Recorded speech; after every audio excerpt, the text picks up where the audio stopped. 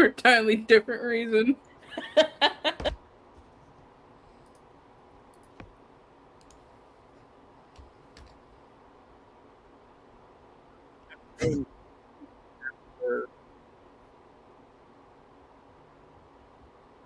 we go, we're live. Once again.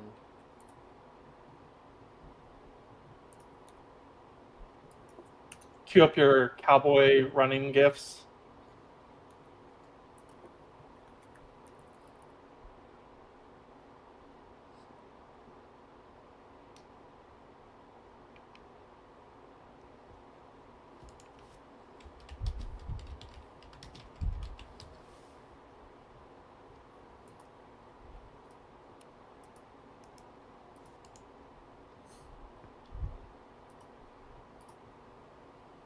Also, Dylan, how dare you pay attention to the type of gifts that I sent?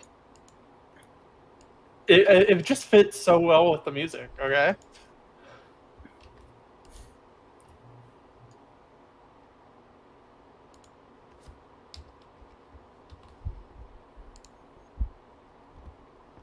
Alright. Let's do it.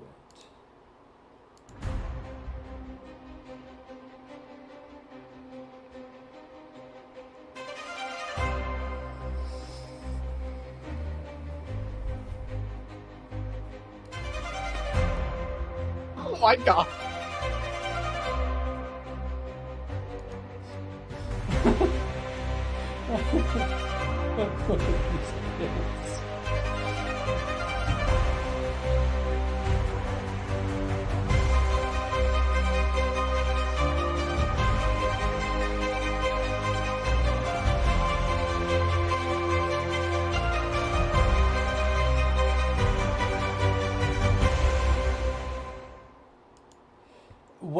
What is going on with the gifts?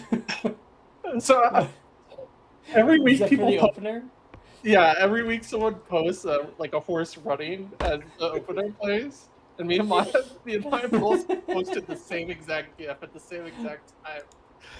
Oh boy.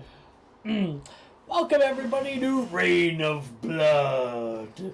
Tuesday nights, which is our only game of Reign of Blood. I tried to get another one started. It almost looked like it was going to begin, and then it didn't. I'm probably going to have to cancel it entirely, which is sad. So you guys are the only ones, and are probably going to be the only ones for a while. And I will continue being the only one. So I'm proud to be in service. There can only be one. I do what I can for my country. And then once this game ends, you get to play with all of us again while we romance different vampires, and it's fine. So true. I have my discover the different timelines. And you're doing it at the same time, not when we're done. Maybe. I need you to know I have like an idea already for a character to play this game from the beginning. Okay, Yep. I'm already cooking. I have a character that's the exact opposite of this one. Churchgoer. Not churchgoer. Yeah. Oh, That's good. so does. I'm gonna fuck the Baron. Anyways. Solid. See, I want Dulcinea. I don't know. Solid. Very. Do. I want to let Grim live in the next timeline.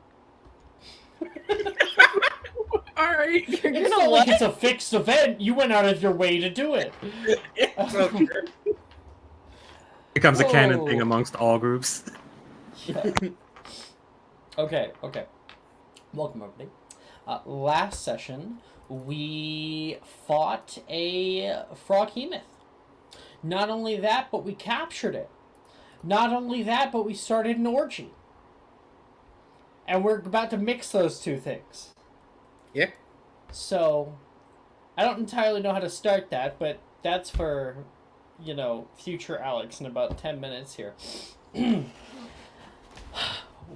instead are going to start somewhere else. Not far from the road our players march down, the small city of Grata is set as a jewel of the verdant vale. Farmland surrounds the village, but within, Winds softly blow amber leaves over the rooftops of squat wooden buildings, only a few stories tall. The dirt streets carry citizens, tired after a hard day's work, and our scene focuses upon a group of them hopping out of a caravan. Sending you guys pictures. A blonde woman takes off her hat and fans her face, her hair up in braids. Finally, the end of harvest season can't come quick enough. Preach, man! I thought I was gonna die in the heat last season. A second woman with dark hair exclaims, "You might if I didn't show you my special watering hole out behind the pasture, Lav." Yeah, I've been dodging Tay's questions about how we end our workday so clean for months now. They both laugh. Come on, let's grab a drink. And allow me to show these two women on the screen here. We've got Lav, Lavanya is her name, and her best friend, Maya.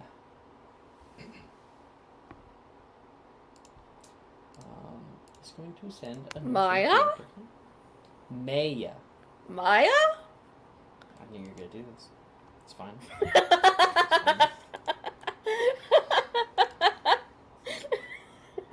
This is my white self-insert, I guess. It's fine. Don't worry about it. I can't believe you whitewashed Maya. I did not. Fucking. You swap their names right now.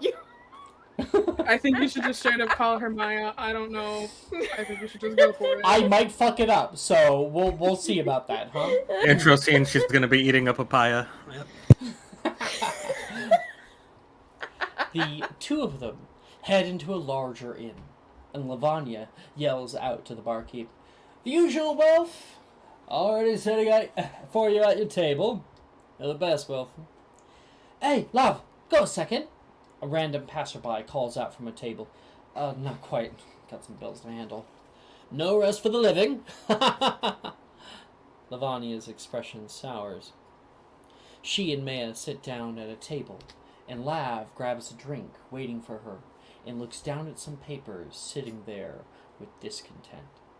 Maya heads to the window, takes a sip of her drink as she watches the passers-by. And I have sent music. Make sure it is nice and loaded, and we're going to click it and start on go. So it'll be 3, 2, 1, go. Everyone ready? Yep. Aye. Okay. And for those of you, this is actually an audio file, so anybody later on who maybe is watching the VOD, it's not available for you, unfortunately. All right. Yeah, fuck you. Yeah, so fuck you. All right, ready? 3, 2, 1, go.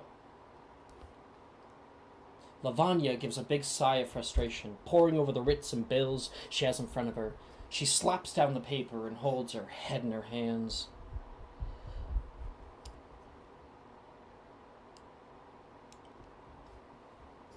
Maya responds at the window.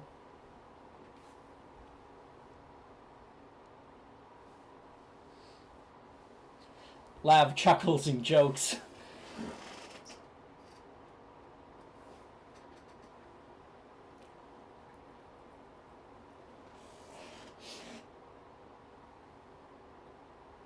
She looks up at her friend with a smile. Maya turns back, and they sing together.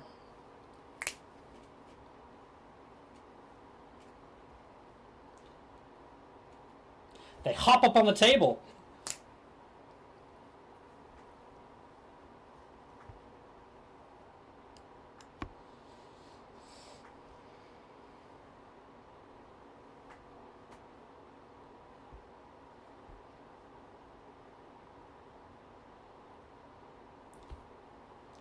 Lav spins May off and she plops down at the window. Her long hair comes undone. Maya looks out to the street, where she sees a handsome man in lavish robes, with red guards flanking him. A shopkeeper hands him coins, which he counts and hands to the guard on his right. She presses herself to the window and bites her lip. Lav looks out at him too. Silas Verdry? What's he doing down here with the common folk? I don't know. You can't deny he's a sight for sore eyes. Lav looks disgusted with her. Girl? What? You said it yourself. Life could be easier with a bit of money. Lord Silas saunters to the next shop window to collect his dues. Not his? Are you kidding? Lav turns her away to look at her. At the end of the day, it's eat or be eaten. I don't know about you, but I much prefer both. You're disgusting. Maya looks out to a propaganda poster on the wall that has "Find Your Freedom at Frosthold City" plastered upon it. Tytho's smiling face is emblazoned. She turns back.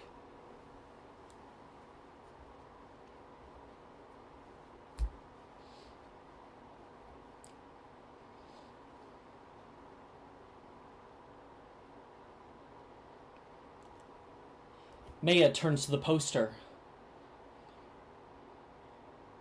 She rips it down.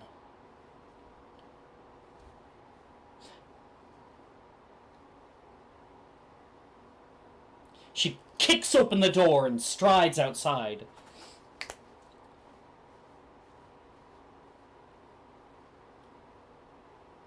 The man continues down the street.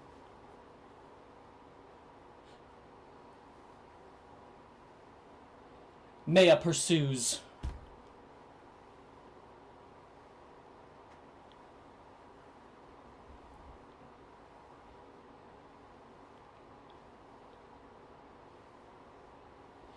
Don't do this! Come back to the bar!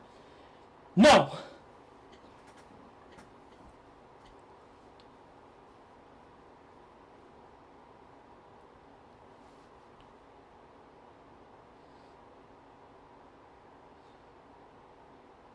May yells back.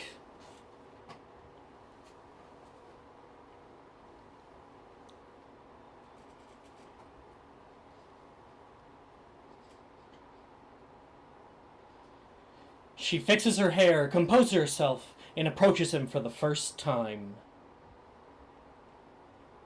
Hey. Up there. That was amazing. Awesome. Did you add the backing? So the next area... Oh. So, I did. Wow. There's a lot of editing. Lavanya and Maya. We find ourselves now currently in a carriage ride, a odd carriage ride. I don't even know like what exactly music to play in the background to all of this. Because half of our party is currently either walking next to the carriage or riding on the carriage with a thing in a net and the back side of it. It releases a large kind of bellow. You ride in through the town, and you can hear many people gasp and shriek. And people see you guys with this giant fucking thing in your back. The hell is that thing? And who's here? Who's in the carriage? Because it's just Astoria up at the fort, right? Pandora, Yeah. Elena, Vess, and Duskias are there. Who is driving the carriage? Probably Elena, so she's... You Yeah, are probably. hurt. It's fine. You are fucked up. It's No. fine. No. Bed rest. Vest, drive. I think Vez is on top of the behemoth, just like poking at it the whole time. I'll be the Oh my driver. God. Thank you. There we go. Dust takes the reins. We head off. We enter into the city, and you can see so many looks. People give you guys a very, very wide berth. Pandora, you can see, because some people like see it and run back into the bar. The boy who was helping you with like your room and stuff, you can see him in the window, like watching you guys go past. She'll wave at him.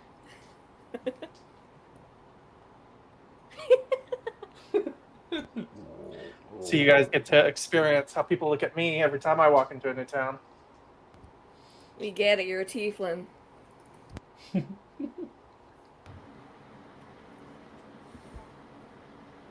That was very mean. I'm so sorry. That was Pandora would very never mean. say that. I'm so sorry for that. Dylan, I'm so Retcon. sorry. It's all good. That was Brooke bleeding through there. That's what we call player bleed. My deepest fucking apologies. Oh my god. I think like you can hear a dog barking and barking at that like frog hemoth. One of the tentacles fits through like a side of the net and it comes down toward it, and it's going to try to, it wraps the dog up or like around the chest and neck. All right, no. I'm gonna try to chop the tentacle off. Dippy, remember what we say? We stab the bitch when it comes. Elena, roll a hit. No! It's trying to kill a dog. Do not. You can see can the just mouth pull open. it up. Hold on. Calm Little tongue down. trying to come through the Fucking the hold net. on. God damn. Fuck. Hold on. Ah. Speak with animals. Can I cast that on Froghemoth? No, we established Fuck! this last time. Oh yeah, we did. If you want to hear the screaming of the dog, go ahead. I'm gonna stab Elena, it. roll a hit. Roll a hit. All right, I have to do it not Just through. stab it. Don't completely delimit. 20. It's prone, right? So this is advantage. It's restrained, so yes, it's at advantage. Yeah. Okay. It's a 20. 20. Okay. So yeah, you're able to, and you kind of like tap the fleshy tentacle. You're able to like give it a good cut, and it releases and pulls back in. You can hear the yapping of the dog. It Get out of here, runs away.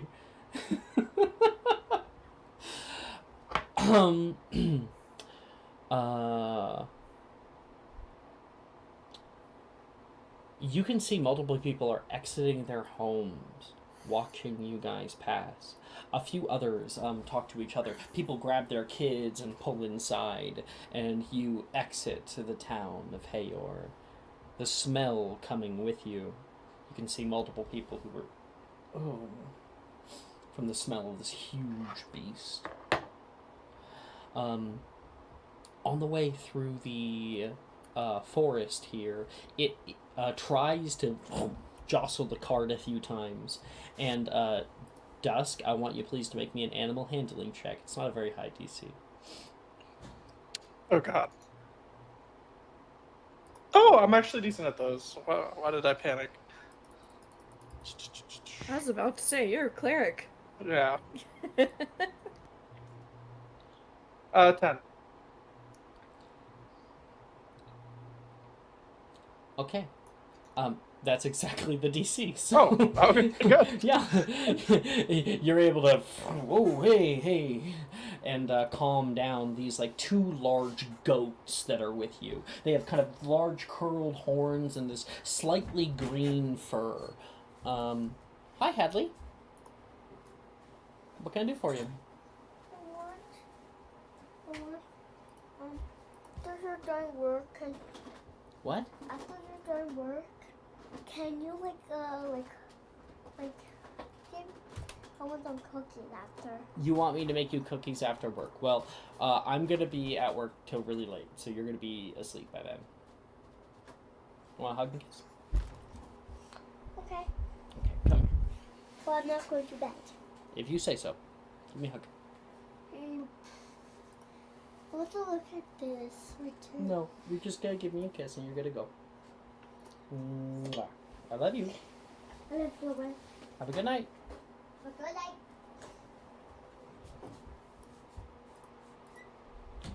There we go. Okay. Yeah. So it jostles the goats that you have. They kind of let out a little scream. Right. I'll say, calm down. Calm down. Yeah. Elena is walking next to the carriage there. Pandora, where have you been this whole time? Are you on the carriage? Are you walking with Elena? What are you doing? Probably earlier she was in the carriage, like, healing Elena. But I think right now she's probably walking beside the carriage, trying to soothe the froghemoth. If you want... Actually, I don't think it'll come in handy, so I think we're good. I don't have to worry about healing. You're trying to soothe the froghemoth. Make me an animal handling check. Alright. You don't want this thing getting out before it ends in... before you get it where it's supposed to go. 13. 13. Yeah, you're like, oh, good froghemoth, good. You're not really sure what to do with this thing. It is so big, and it is certainly not of this world. It is something greater. These things, as you are already aware, because your wolves are incredibly hungry and would eat the world if it had a jaw large enough. I think she's baby talking it. What are you saying? Oh, you're just darling, aren't you? I think I'm gonna name you Lucy. You look like Lucy. Cute enough for it. You ever heard this song, Lucy and the Sky with Diamonds? Is Pandora gonna sing that? She'll hum it to the frog, yeah. You're Why humming not? right now, and then like one of its kind of appendages comes out slightly and it wraps around your arm.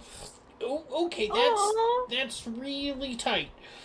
Darling, you gotta let go. I'm not a froghemoth. You can't be rough.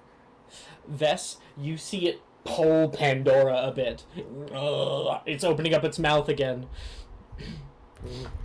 She'll look over to Pippi and hold out a dagger and a hand axe and be like, all right, Pippi, in situations like this, which tool do we use? And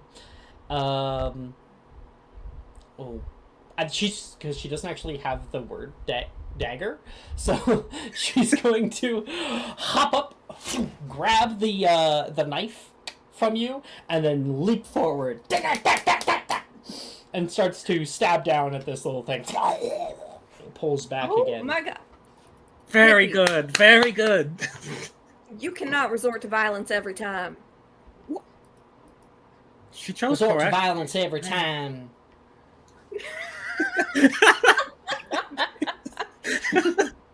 I like turn around, absolutely shocked. She's a quick learner, or he's a quick learner. Oh no, it's she.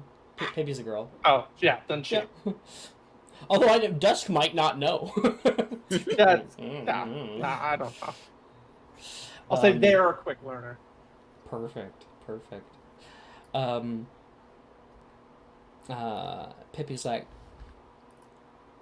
but I saved your life.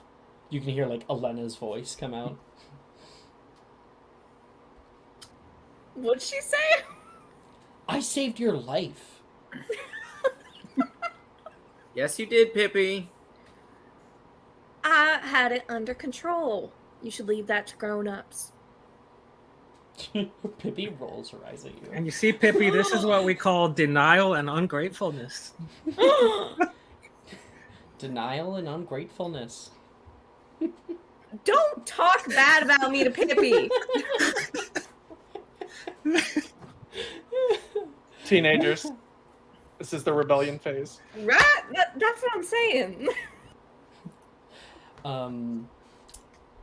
Up ahead, Dusk, you can see you have currently exited the forest, and there is the road that leads up the hill. From here, you can see the fort imposing its force down upon the village. And when you come out, you don't see anybody in the guard towers. Okay.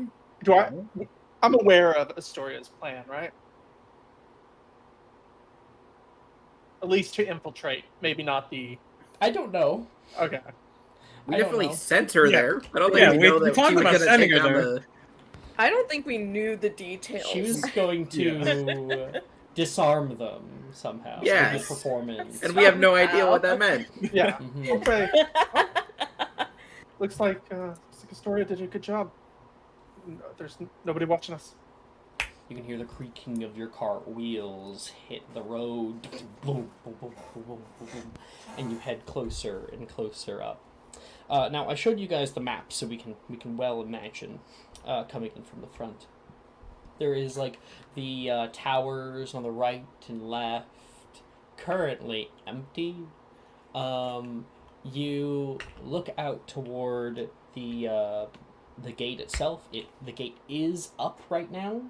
And there is nobody on the outside. And as you get farther, you hear something very, very distantly. Oh no.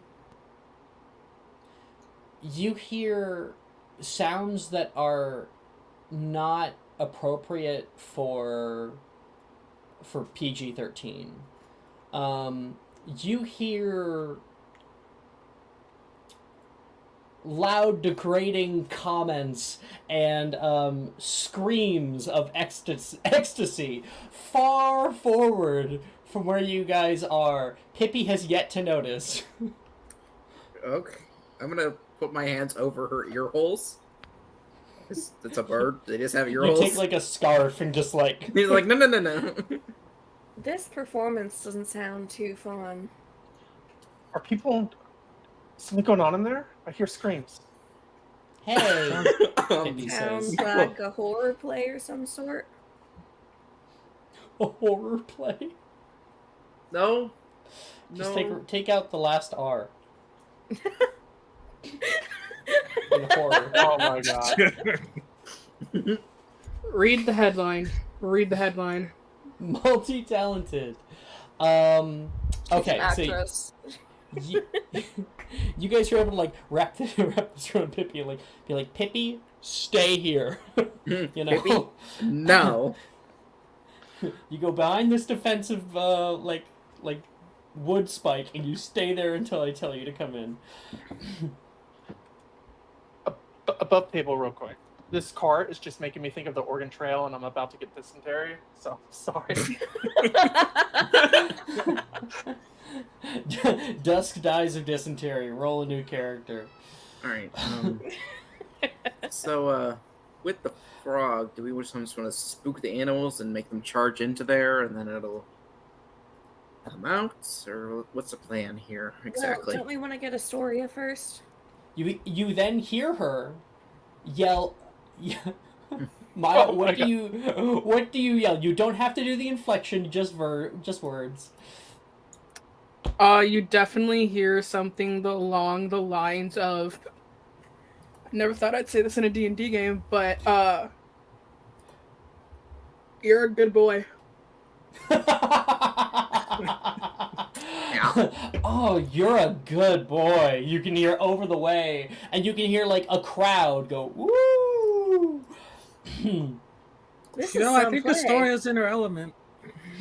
You know, what we could do, since there seems to be no guards watching, we can go up to the gate, maybe open the gate doors and just let the frog free and see what You said happens. the gate was up, so it's open. Yeah, Oh. let's loosen up the ropes, and when we get in, just there you go. No. The gate being up as in it's not drawn down. Oh, okay. Oh. It is closed right now, so you can't see anything. I thought it was like an up and down thing, not a Over not the a way. thing. Astoria's show that she's putting on right now. Is there a way Inspiration, to Maya? Loved it. Thank you. Thank you. do we see a way to open it from the outside? I'm assuming there is one.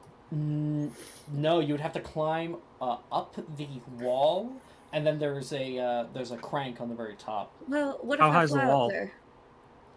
I The could just wall fly. is because there's like a yes, we have a flyer, so we can definitely use that. The wall has there's a moat before it, so it kind of makes it a little bit deeper. It's about 20 feet tall. I don't think we're gonna need to close it again, so you can just cut the rope and it'll fall. Sure. Should one of us fire a spell at it? I think Pandora can fly there. Just use a knife. Okay, You that hear a works. sudden woo from a crowd of people. I mean, I can also just throw a produced flame at it. The rope. If the rope is exposed, sure. I just don't know if it Is is. the rope exposed? The rope. You can see it. Yeah. Because I can either use a cantrip or use my celestial revelation form. And I that think a takes like a cantrip is long fine. rest. Yeah, a cantrip. Economically, a cantrip would Yeah. be better. So you guys would I will just be have to having a roll long to hit? rest very soon, so if you wanted to use it, you definitely could. That's fine. Okay. What do you do, Pandora? She'll use produce flame to like get this little miniature fireball in her hand. You look back And- at your friends and the frog king myth trying to get out of the cart right now. Oh god. Okay. She'll like not like wimpily throw it, but it's definitely it doesn't have as much force behind it as it needs to. So she's kind of relying on her magic to get it there because God knows that she is not that coordinated.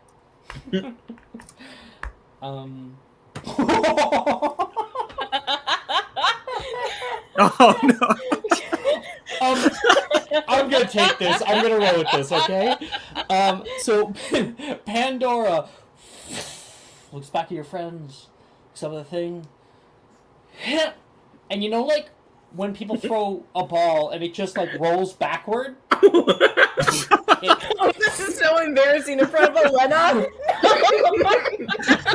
and then you can hear the emulsion of flame. As you turn around and can see the rope. Oh god. The rope Oh now god. is currently on fire. Vess, you turn. Oh god. Vess, you have a single second to react. She's gonna turn to her echo and just kind of nod towards the bridge.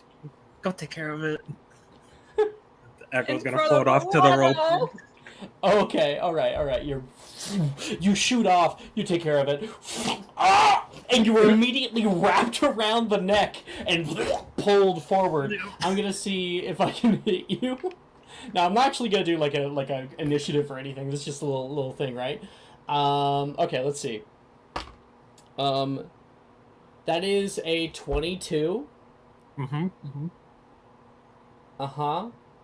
And make me a strength saving throw.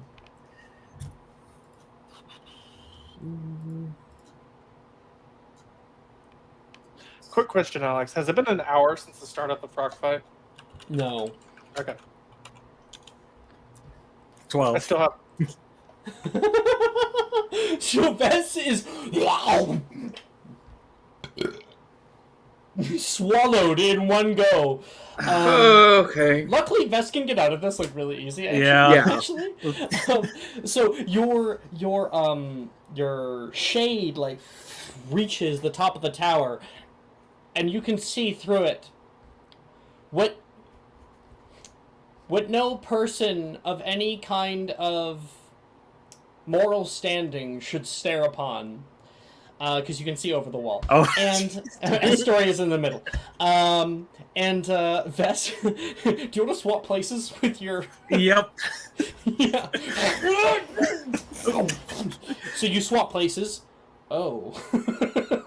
And then you can hear the yelling from Dusk as this thing gets back up, and the goats like are trying to get away from this thing. Dusk, do you set him free for now?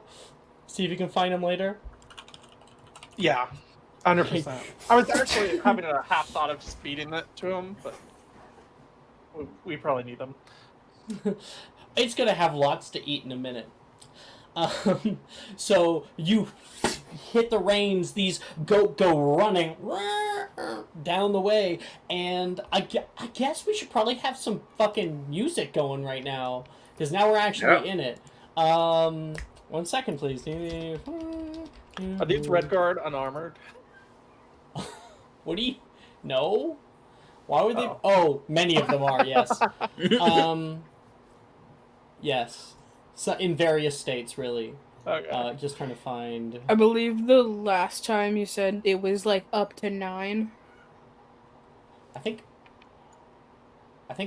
quirky combat might be useful right now. Sending in music. Yeah, perfect. Okay. So this thing comes out and begins to stomp down toward Dylan, toward Dusk. Dusk, you like hop off of the cart there and start running away from it. I'm gonna make a tongue attack. Okay. 27. Yeah, that hits. Yeah, make a strength save. Okay.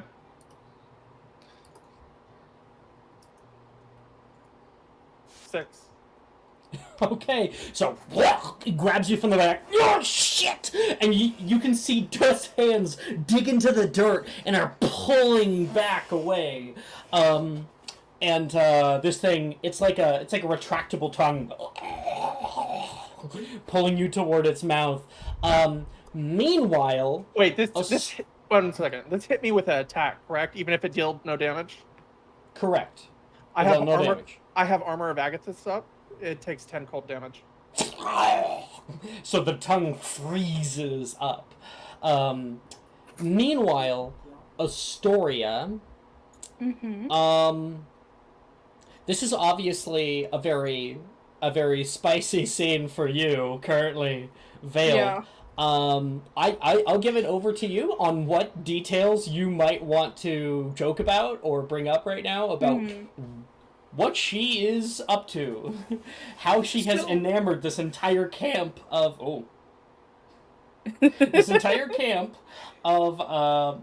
Redguard. So there's a couple different layers to this, right? Because also Kieran is also here. Yes. Along with the other 2 people. Mm-hmm. So I think on a surface level, just without knowing her, without, having been intimate with her previously in normal situations, she's putting on, like, the show of her life. Okay? Mm-hmm. She is smiling.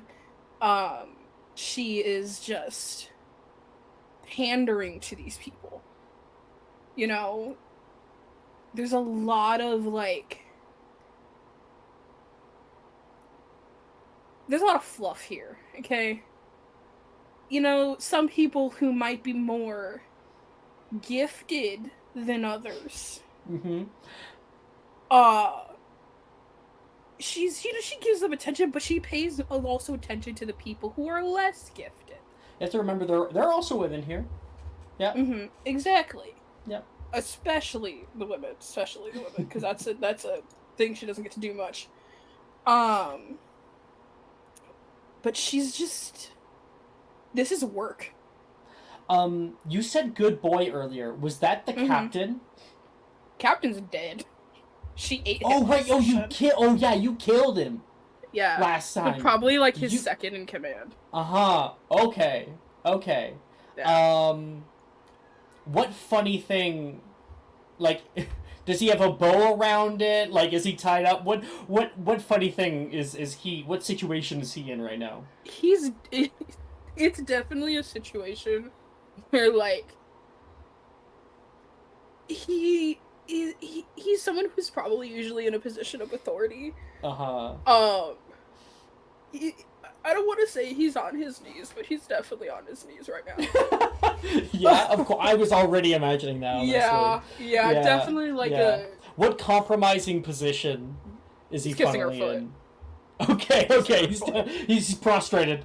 Yeah. I and- will say. Wow, that's happening. Other things are happening. Mm-hmm. She looks They'll say what? different. Elena, or not Elena, Ooh, Vess yeah. would have seen this. I'm gonna drop the art. So I can find. Drop it. Let's see it.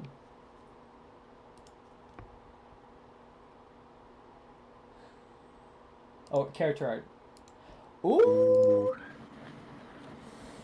You can see a burning in her eyes, a deep pink streak.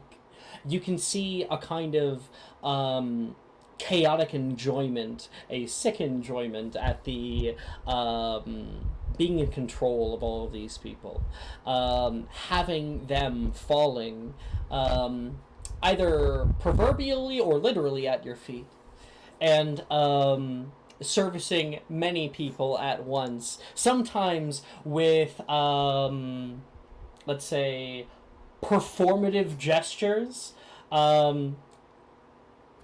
Somebody has a lot of fun, all of a sudden you get like a people cheering like we heard earlier, because they're having fun too. This is their day off, you know. I think definitely Thor and what's her name, they join in. Hell yeah. Check. And Kieran, I think, is like on the job, you know, so he's like really, really focused, and he's just like watching people, and he's like the only one that's like fully clothed, ready to fucking like kill someone if need be. I'll also say, I think Kieran is probably the one person who realizes this is just a job right now. And the enjoyment that was had when they were together isn't really prevalent here. Okay. This is work. This is a job. This isn't about really having fun. Behind this mask, this performance that she's putting on, there is a veil of sinister what is it? A veil of sinister intent. And Astoria, make me a performance check, a sleight of hand check, not a constitution save, and one other of your choice. Okay. We'll start with performance. Magical creatures, which isn't a skill in this game. 18 performance. Okay. And then you said sleight of hand. I do not have great sleight of hand. Oof, I will inspo that because God knows my skills are better. Let's do it. Better. 16. 16. Okay. Oh, and then one other of your choice. What's it gonna be? I'm gonna do Acrobatics. intimidation. Intimidation, yeah, okay. 26. 26? Yeah, alright. So you have many of these people here under your boot. And when a climax of the performance is afoot, and everybody cheers once again, make me a quick perception check. Oh dear. Oh boy. Okay, that's a straight D20.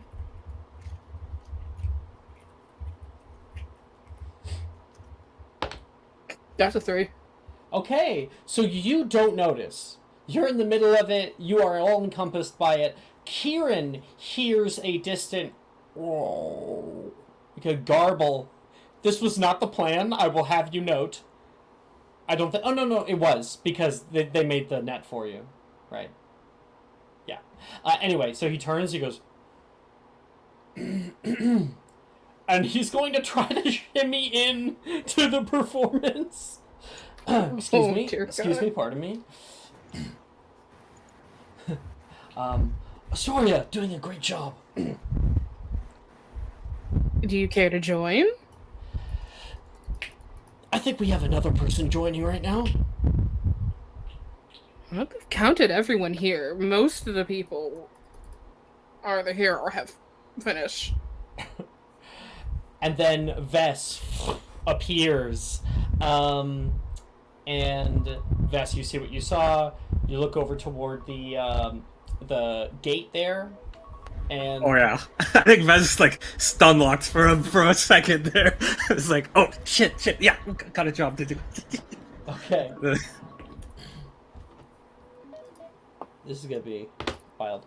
Yeah, you pull it down, and Kieran's like, Astoria? The thing comes down.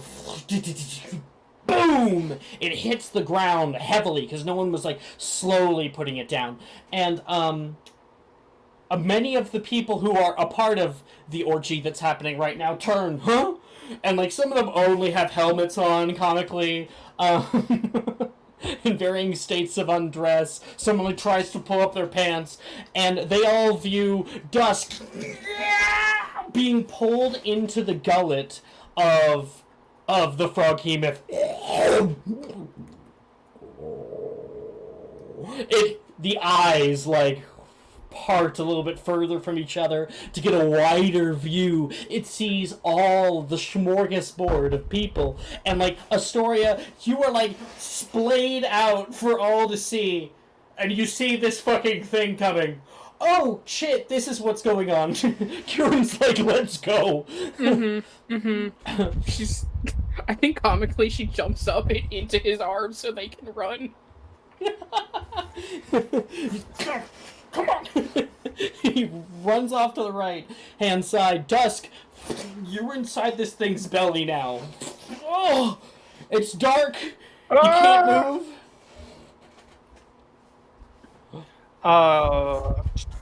Can I? I don't want to attack it yet because I wanted to eat the other people, but I also don't want to be in here.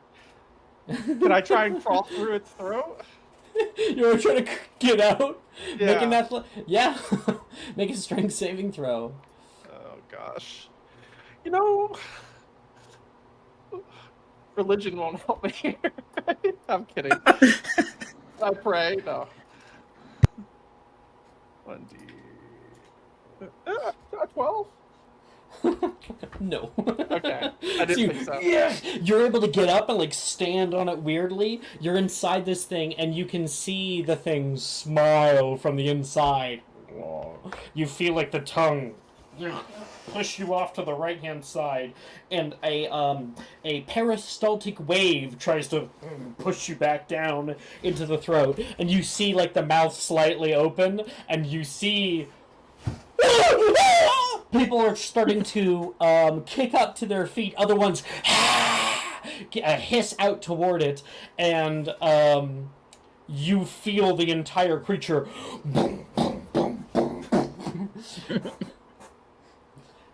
Dusk is just along for the ride, I guess. For now. Yeah. And then you feel suddenly weightlessness. It's in mid-jump. Everyone else sees this thing leap forward into the mass of them, and kind of head first, it opens its mouth, and Dusk, you see from far away, quickly to short, the helmet and scared eyes of one unassuming, almost entirely naked lieutenant who goes, "Whoa!" And it gets like closer until he is in there. He smashes into you. Now I'm freaking out. I'm like punching this guy like down deeper into the intestines or digestive tract. You like kick him in the nards. Yeah. And Elena, since you haven't had a full turn yet, you can see Pandora there like, what did I do? And Elena, what are you doing? I think Elena's gonna be like, okay, it's fine. Just next time. I'm gonna cast Bless on Pandora, myself, and Vess.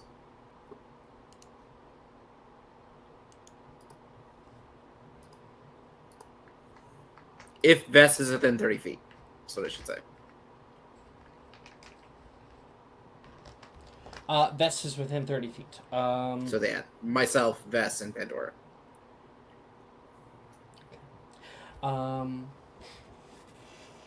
Yeah, you run up, you can charge, you can see this thing, you see like an arm hanging out of it that's currently dust trying to sprawl out.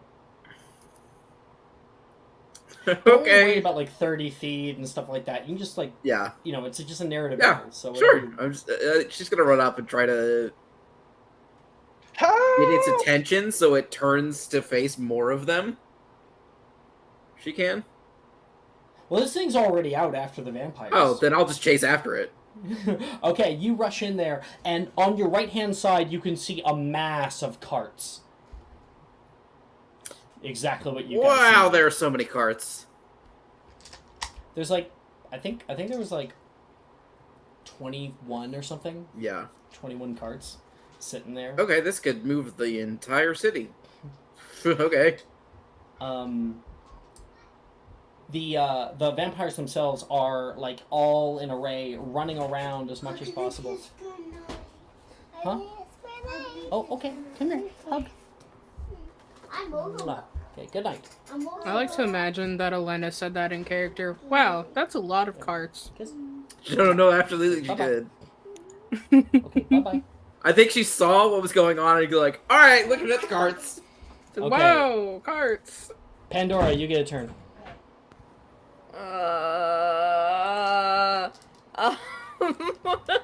It's you, Vest, and we're done. So, Frog unleashed, people scattering. Okay, can I cast Moonbeam Dusk is on in like its mouth. Okay, can I cast Moonbeam on like whatever main exit the runaway guards and stuff seem to be taking? There's a secondary exit. So that they can get idea. fucking beamed whenever they try to walk out. Pandora pushes her stave down, and you see a bright white light shine and burn down onto the ground. Okay. It burns down on the ground, and like something rushes into it. Many of the vampires begin to burn away from the radiant energy that's bearing down upon them. You guys can see Astoria, Kieran, and the rest of them triumphantly have been able to do this. And Vess, you get a turn. You can see Dusk hanging out of the thing's mouth. Yeah. Help me, someone! They'll figure it out. He's gonna hop down off the ledge there. He's kind of like unsheath her sword, look around, just be like, "I'd say it's time to get the blood pumping, but I reckon that's already been done." And we'll enter the fray. All right. Okay.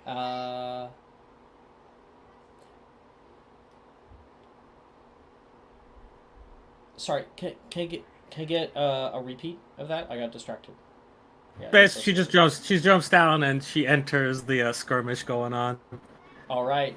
Stabbing people in the heart, throwing them down. Dusk, I'm gonna let you make another strength save. Can I do something This else? time at advantage because you do actually have multiple bodies you can kick over to get out. I don't think it's gonna matter. I have straight roll for strength. Can I cast Ray of Sickness instead and maybe make it mark me up? Let's do it. I'll make a con. Okay. That's a failure. I got a 7 on the die.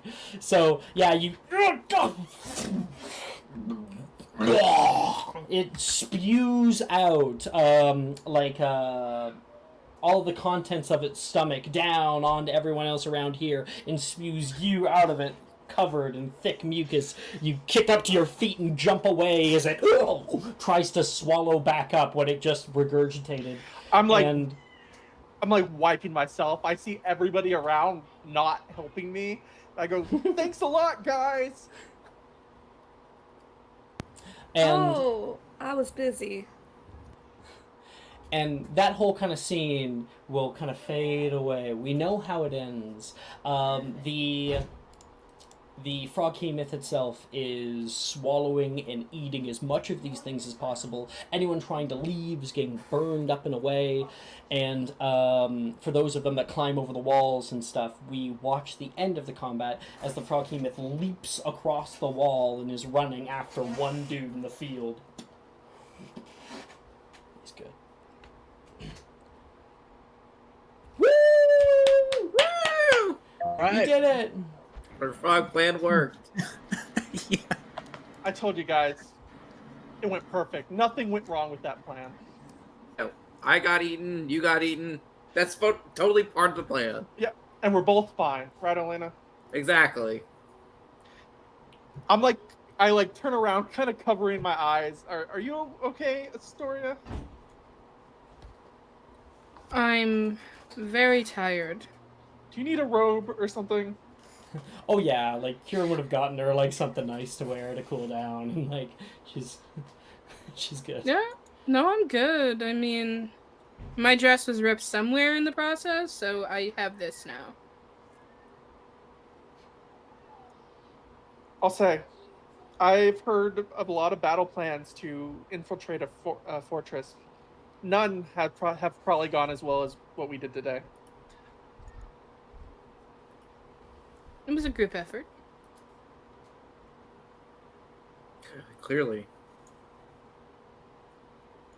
Sad I didn't get to kill the frog. Well, having Pandora around seems to have been helpful. Oh, I just tried my best, you know, like anyone else. She did well. Yeah, That she don't did. look at the fire rope back there. It was one mistake. You were fine. It was a really stupid mistake. Nobody's perfect. We'll all make mistakes every now and then. Thank you. Thanks to Astoria, they were all kind of just in one big funnel. Kieran says, "It's quick work. You guys are smart." You know, we didn't get that pass, but I guess it might not matter. Encampment's destroyed. I guess I so. don't think it's... It's not in the barf by chance, where it just barfed me up. Make an investigation check. Oh my gosh.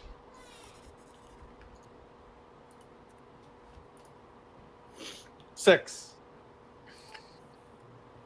Okay. Yeah, you don't find anything in there. It's mostly muck. You find like a human skull. Oh, that might have been asked off. You don't know.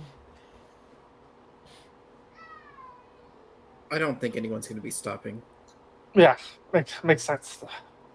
What's the plan now? Take those cars and help the people leave? Yeah, More caravan? more Just have to caravan. head back and go let them know it's all right. In fact, Kieran will probably be like, "I'll head back right now. You guys done well today." Oh, we gotta tell the townsfolk that the monster was taken care of. I heard they didn't treat you guys very well the last time you went to town, and as we were walking through, they gave us a lot of stares. Mhm. That's just because they got caught up in the whole Red Guard mess. They don't mean it. What do you mean? I'm Of sure course they'll they be- meant it. They'll be more amenable to leaving without someone's sword at their neck. I bet Moen's already working his magic now. Kieran says. I sure hope they're grateful. We put a lot of effort into this.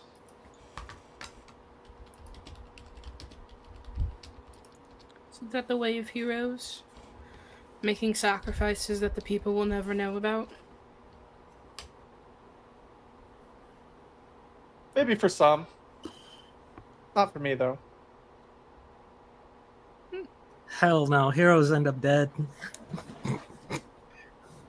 So we're Thank not you. the heroes. We are here. Absolutely not. I consider myself a survivor. I'm not going to go out of my way to save someone if it's going to put my own neck on the line. This was manageable. We should probably inform the people, even if they're not going to come with us, that their encampment problem is dealt with. Give them a choice. Take as many as we can get, Kieran says. Yeah, I mean, we have the cards for it now. certainly do. Seems they were hoarding them for some reason. You control the roads, you control trade. It's correct, yeah. It's one of the things my father taught me. This is going back.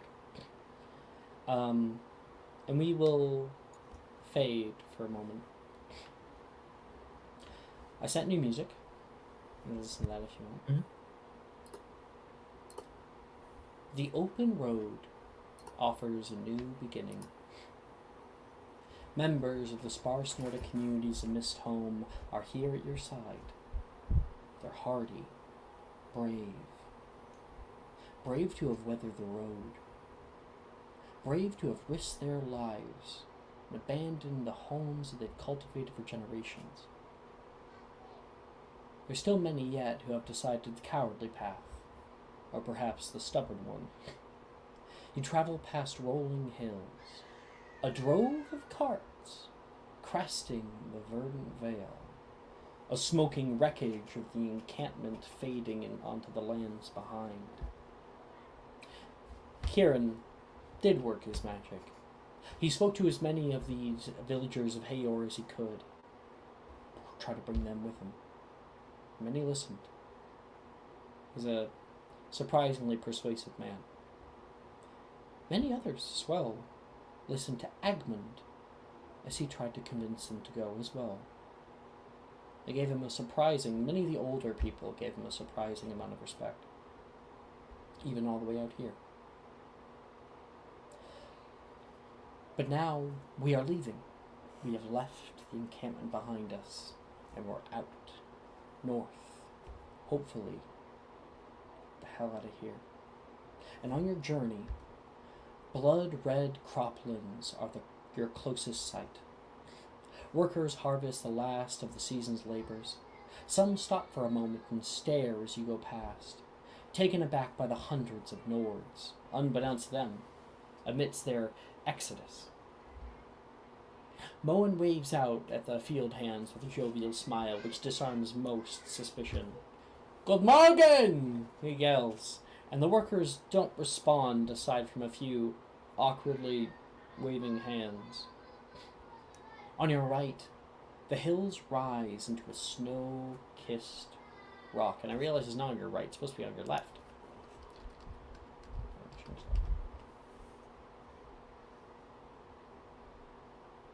Okay. Sorry about that. On your left, the hills rise into a snow-kissed rock. Kieran calls it Bear's Back, and jokes that you need quite the coat to do anything bareback up there.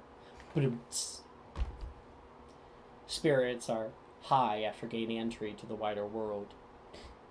Many people, you can see smiles on the villagers' faces, finally leaving.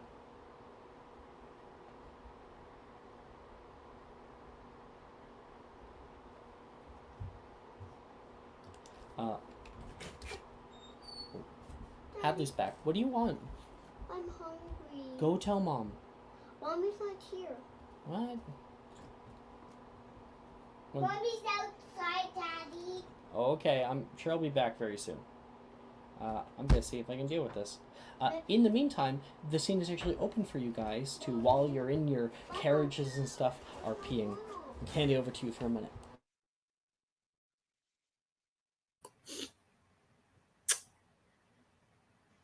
Wow, you stink, Dusk. Well, yeah, I was just in the mouth of a frog. You If I couldn't had the take a bath magic, I would before you clean got you. in the cart. Say that again, Brooke. You couldn't take a bath before you got in the cart. We didn't have enough time. I mean, I'm not the only one that smells. Elena smells pretty bad as well. I'm not rude enough to say it, though. I'll give a look at Vess.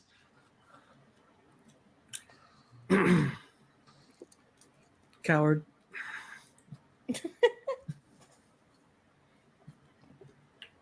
I'm sorry about the whole produced flame, by the way. I did not intend for that to I go behind me. don't think anyone was going to think intention was the problem. I'm usually better with my magic than that. That was just kind of heat of the It moment. happens. It happens. We didn't think you were a turncoat. Oh, good. I would never. Those vampire, they creep me out. I would probably hazard the same for most people. So what kind of magic can you do anyways? I used to see some magic-y folk in the city that shot these like balls of fire that exploded. Do stuff like that?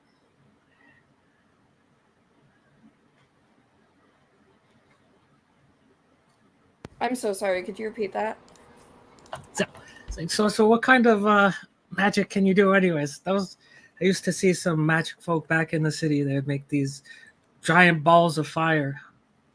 Can you do stuff Oh, like that? I can't do nothing like that. Or not yet, at least. I'm trying to study it. But it's more naturey, I guess, is the right word. But typically I draw my power from the stars. She'll like rummage around in her wing and pull out a star chart. I mean, if you look at these constellations and they line up just right and you cast a certain way under certain stars, they have different effects and they can amplify your magic. Wow. Yeah, that's very impressive. That's interesting. Like the chalice here, that's for healing magics. The archer is more offensive. All right, are there others? Or is it just those two? There's those two, and then there's also give me one second. Can There's you like also the call dragon. on the stars and then it like comes down and just goes boom? I mean, I can't really do that, but I can like hold on. She'll like close her eyes and concentrate for a second and go into her story form. Ooh, that's pretty. Where the wings kind of light up with this blue ethereal glow. Her freckles kind of turn into this white glowing dots on her face. Ultimately she doesn't look very different from her regular form, but there are like some slight enhancements, like with her eyes glowing and the freckles. That's very interesting. Luminous. It's a lot of wellsprings of power out there that people can channel into. How did you figure this out? Is it tradition among your people or something you found out on your own? Something my mama taught me. It's just a family trait, I think. Really Along with the celestial. Well, my Nature? parents didn't have any wings or nothing like that. But I guess magic, celestial nature. Okay. Glad you're on our side. The power is all yours. You're not indebted to a more powerful being. That is a very odd question. I do not believe I am. Certainly a odd thing for a cleric to say that you were indebted to your deity. I mean, I feel like I'm indebted. They've given me everything. Without them, I have nothing. It's not quite what I meant. What I mean is it's more of a you're driven to follow this person, not it's not a debt that you pay, it's a gift that you're given. Well, I understand the confusion. I fulfill the God I do because I'm a true believer. In return, they give me the power I have. But I still feel like I owe them something. I owe them my continuous worship.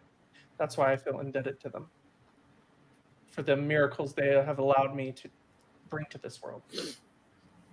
I suppose that's true. Just nod along, Dusk, because if you don't, she's gonna go on for hours. Please. I'm not that intense, am I? Where do you get your abilities from? Vess's all hard work and training. No, I mean you. Oh, Zio. Well, that and training, of course. You're a paladin, right? You have the look about you of Uh, a holy knight in shining armor. I'm making my way through that. Well, are you or aren't you? I'm part of the order, yes, but I'm not a titled paladin.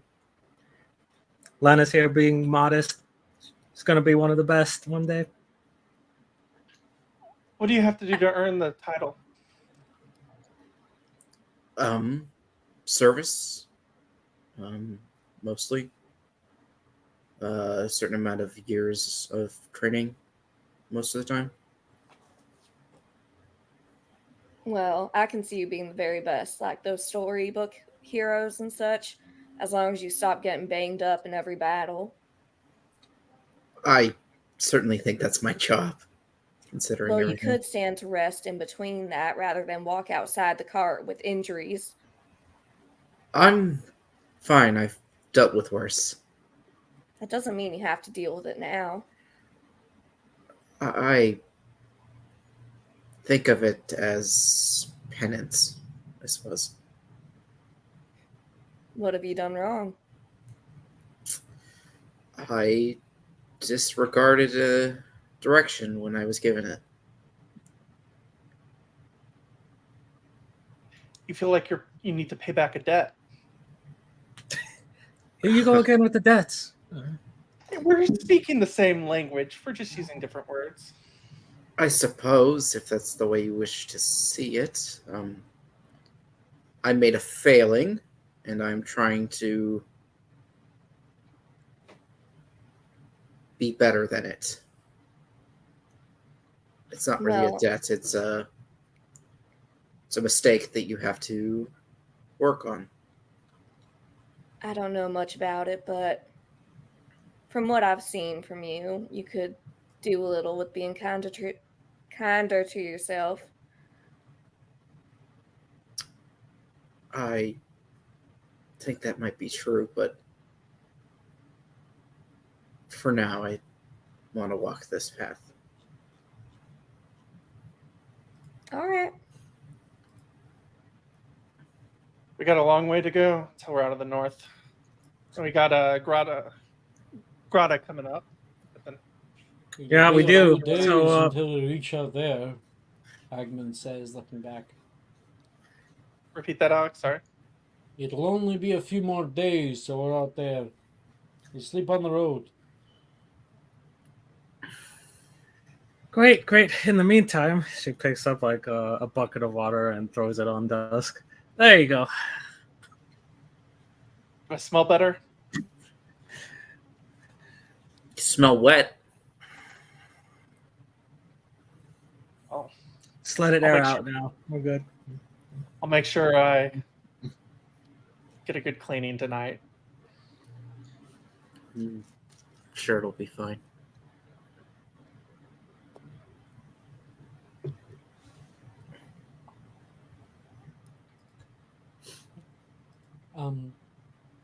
Days pass on the road. You all travel together. You meet a few people around. Meet this guy named Todd. He's like, he knows Kieran. Went to school together when they were little. You are able to meet back up with Princess's mom, Raquel, and you guys play games on the road. And besides a few difficult things to see. I have brain freeze. That's why I look right now. You got ice creamed. Oh, frosty. Slushy. Yeah.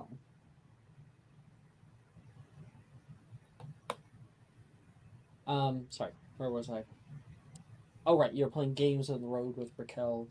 Besides from a few more terrifying sights that I think don't even really need to be described per se. Bodies, whatnot. Um, it's a good run. It's mostly just going up and down different hills and whatnot because you're in fields right now, rolling hills all around you, farmlands and whatnot. Simple. Not like going up mountains like we did to get here, over borders and whatnot. Not yet. On the third day, you can see Grota!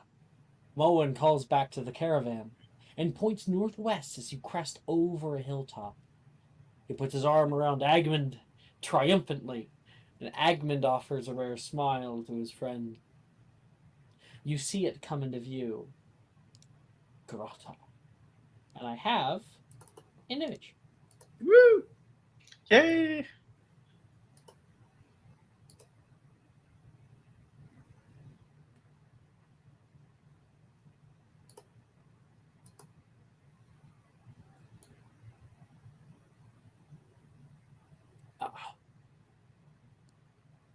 Significantly larger than the villages you visited since your unfortunate encounter at the castle. Grota is a rural beauty. Squat Nordic buildings with pointed rooftops and small portly windows offer a warm embrace in wintertime.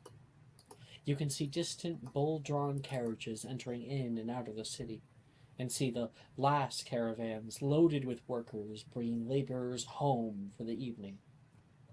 Little spindly smokestacks rise above the homes and catch in the golden light shining down upon them from the west. They are far enough from the mountains as to not be subject to their shadow till late in the day, and farmlands hold strong to the hillside surrounding it. Get your last look in now, folks, Agman says. May be your last. A few people seem slightly emotional at abandoning this place their family has called home for so long. Even Rekka seems wistful past her initial excitement at the view. I'll need the Perlin here, Moen says. We set up our last camp in Potter's Wood for the time being, Kieran adds. We'll rush the border come midnight. The villagers look scared, but many stay resolute. Agmund seems to gather a crowd shortly after offloading. You can see many old men coming over and shaking his hand. Raquel stays by his side until Princess's mom, Ruin, comes by to collect her. Potter's Wood is an embrace of thin white birch. Many have almost lost much of their leaves, which now lay as a carpet of amber at your feet. Many sparse clusters of tents are erected temporarily. Kieran comes over and hands you a few for yourselves. Here, tents. These should do you some good. Grab them from Astov's house. Not like he'll need them anyhow. Thank you. Do you know, like, we safe here from view of the Red Guard in Grata? Do they not come out and patrol this far out? Yeah, there's no settlements back here. Really nothing for them to do. They're more to keep the populace in check. Stay out in the middle of buttfuck nowhere, they're not likely to find you. Okay. Just a little worried this many people. Someone is bound to notice it. We'll have to keep the fires low then.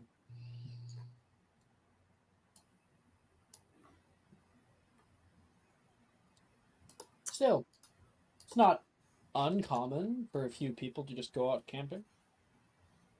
There are Nords, after all. I'd also like to add that we are traveling with a tiefling, a woman with wings, a woman whose hair is turning black. What? Have you seen the top of your head recently? No! Why would I see the top of my head? Has Dress not told you? Did you not know that? Looks good. Why would I tell her? She would probably just pray to her lord to like turn it back gold. I thought it was just a new style choice. That looks great. I'm gonna pull the hair over to the side to look at it. That's new. My point being that no matter where we go, we're going to stick out. We might as well take a moment of peace while we can.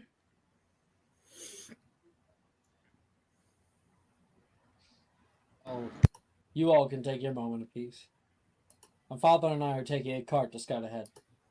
We'll be back in a matter of hours with a plan. Hopefully. Do you need help? Should we come with you? No. We can handle it. We've done less before. Kieran, You all make quick work of that encampment, though. Don't know what I would have done without you all. I mean, it was damn right heroic what you did there with that behemoth. Whether you meant it or not, the villagers of Hayor can Froghemoth. sleep sound, knowing they won't be. Frog what? It's a froghemoth, not a behemoth. It's a froghemoth. I didn't know what the fuck it was. So, We were a little crazy and a little lucky, but in the end, we got it done. those villagers won't be being pulled from their beds into their own lake now. So, the ones who stayed will be happy with you. Yeah. Kieran, Astoria? do you have a moment to speak? He, like, looks at everyone else, and everyone else is, like, it's very open. What kind of maybe talk this is going to be, and everyone's like, turns away. I think everybody knows at this point. Mm-hmm. I've got a moment. Sure. Thank you. He walks off with you. You guys go to the edge of the wood where you can see the hill down in the valley.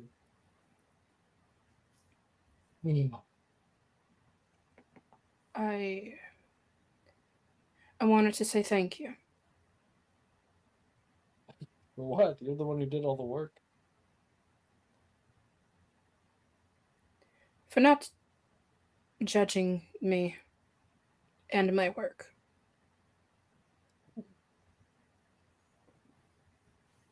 I don't know precisely what your profession in, but I can guess.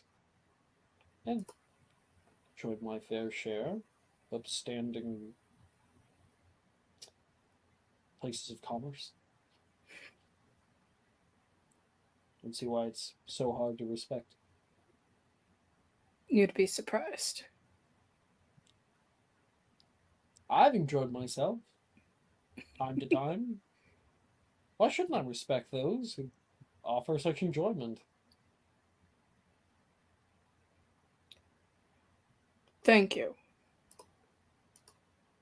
It's refreshing to be respected. It's not something that comes often. I'm sorry to hear that. When we're out of here, I'll have to show you around to get to take you down Fjellsvisi. Great place down there. Lots of good sights. Do you promise? But only if you want to go with me, that is. I do. And in return, I will finally answer your question about the craziest thing I've seen on my own travels. I can answer you. That. Believe it or not the worst situation I've been in. That I would love to hear sometime.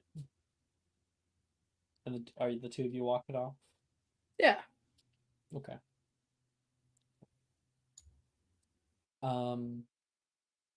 Does anyone want to take over? If you don't get someone who calls, I'll just roll a dice. I can go. Okay. Yeah. Cat. I can give you a little bit. You Okay. guys probably would have been setting up tents right about Mhm. now, so you're kind of in the process finishing that up. Looking around at the people walking past you and whatnot. If I could grab Vess. You see her walking past. And what is Vess doing right now?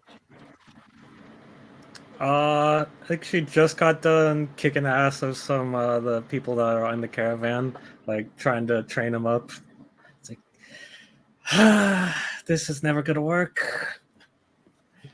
Vess comes over and squats down onto a like log, kind of like a seat. Yeah. Looks over toward you, Elena. And Elena, can you make a quick survival check? Might be kind of funny if you get low on it. Yeah. Okay. Sure. Survival. It's +2.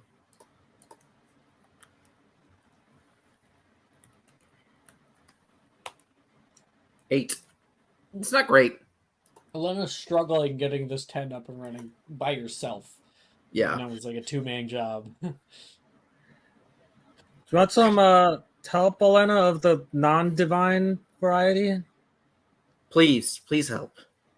All right, I got you.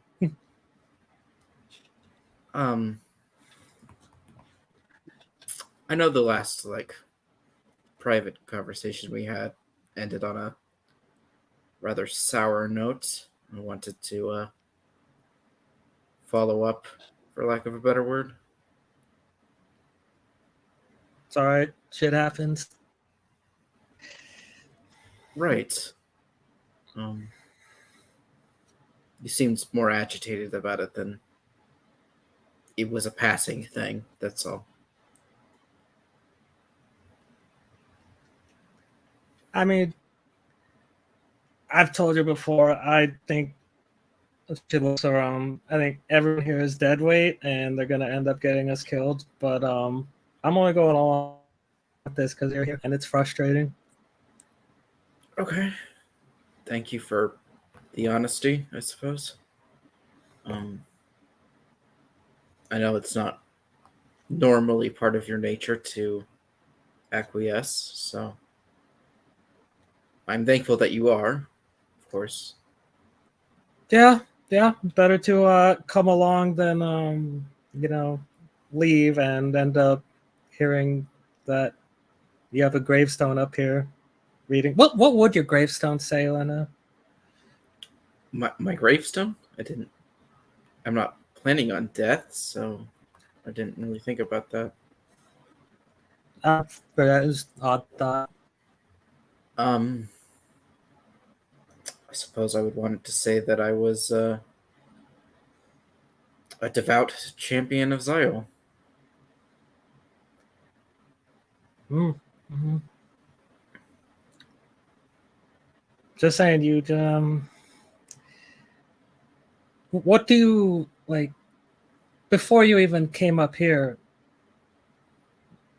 You're serving. I forget his name again, but what's your end goal? Like, aren't you afraid that you helping these people, your goal gets cut down before it's supposed to? I suppose, but in pure calculus, the more people you help, the more people who help you. Except the world doesn't work like that, Lena. It's not a you just do good and good comes to you, right? I mean, look at us. Like, I suppose. I'm not thinking of it as they'll do it out of the goodness of their heart, necessarily. Just if I help someone, they'll feel like they owe you. I see where you're more coming likely from. to help me. I don't keep payments of debts that I put out. You know what? Maybe Dusk was right. You just go around having people start owing you favors. I am very confused by Dusk. He says He's a that he little strange man, isn't he? Huh. it's, seems like he almost has two faces at times. Wild card. Interesting. Well, We're fine, right? fine. Sure. Yeah. Sure? Just sure? I would rather you be honest if there's a problem. I've already been honest, but you're not changing your mind. I'm not changing my mind, and so I think we kind of just leave that where it is. Right. Um,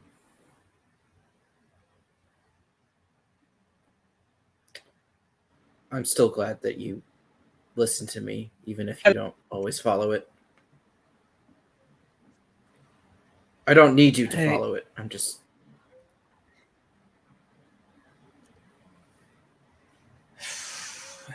uh, ever since Lothran, that's all we got, right? If we don't got each other's back, who else does? Yeah. Um, long-term goals, I suppose, might have changed quite a bit in my life. I thought I was going to be the charge of change in Lothran, and it sort of did not happen. And now I'm trying to pick up the pieces. I hear that. I was playing hero every day back then. Well, I was undefeated in tag. In tag. Kids grow Yes. up. Huh. I don't. Tag is not the same as giving your life to something. You can hear the distant laughter of Pippi and Rekel running around the camp, coincidentally playing tag.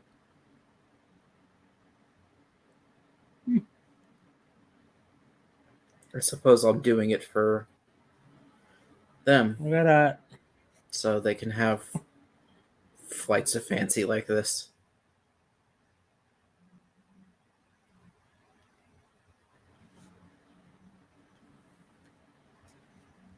It's noble of you.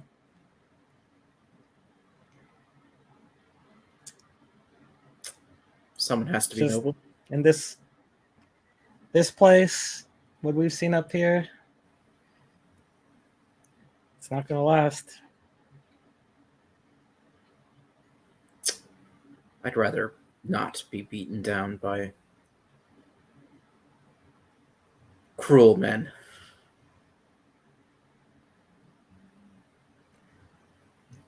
Well, the way to not get beaten down is to not have a bunch of weights dragging you down. They're not weights, they're responsibilities. Same thing.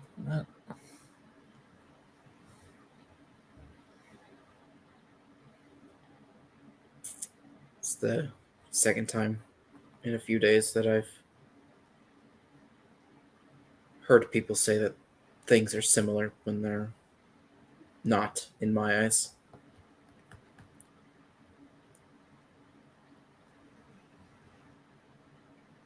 If we have this huge caravan of people and it came down to it and we were under attack and it was life or death, and you can save someone or run away, I don't even think I need to ask what you would do. No, I don't suppose you do. Thus, your responsibility, your weight.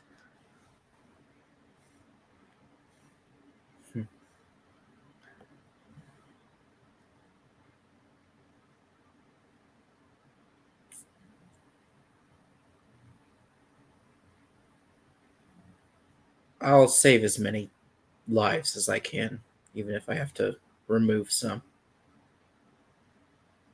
Now that I can get behind.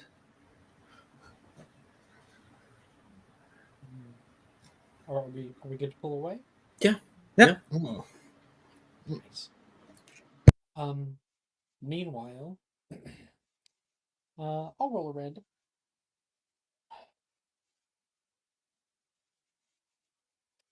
Dust. What are you up to right now? You've probably gotten your tent all set up. You've Yeah. traveled around for a little while. You got that Yeah. all set up. You got like a small fire going, cooking whatever ration you have. Dusk, ever since we've been traveling, he's had this rage building up inside of him. And he feels like, especially the past couple days, he hasn't been appreciated. He feels like he's been overlooked for what he has done for this group. Like, Vess is constantly poking at him with insults. He feels like Elena thinks she is above him. He views her very arrogantly. He doesn't know how to fit in, and he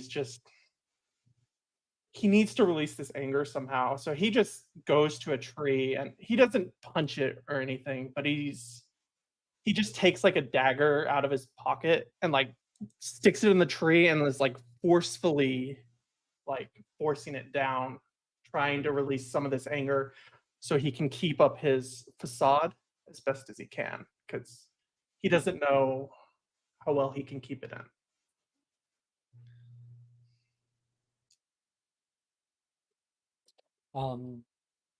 Attracting a bit of attention, this loud banging coming from the back. And Pandora, you can hear this kerfuffle that Dusk is causing. Not too far from where you do you have a tent? Or you like do you how do you I don't rest? fucking know.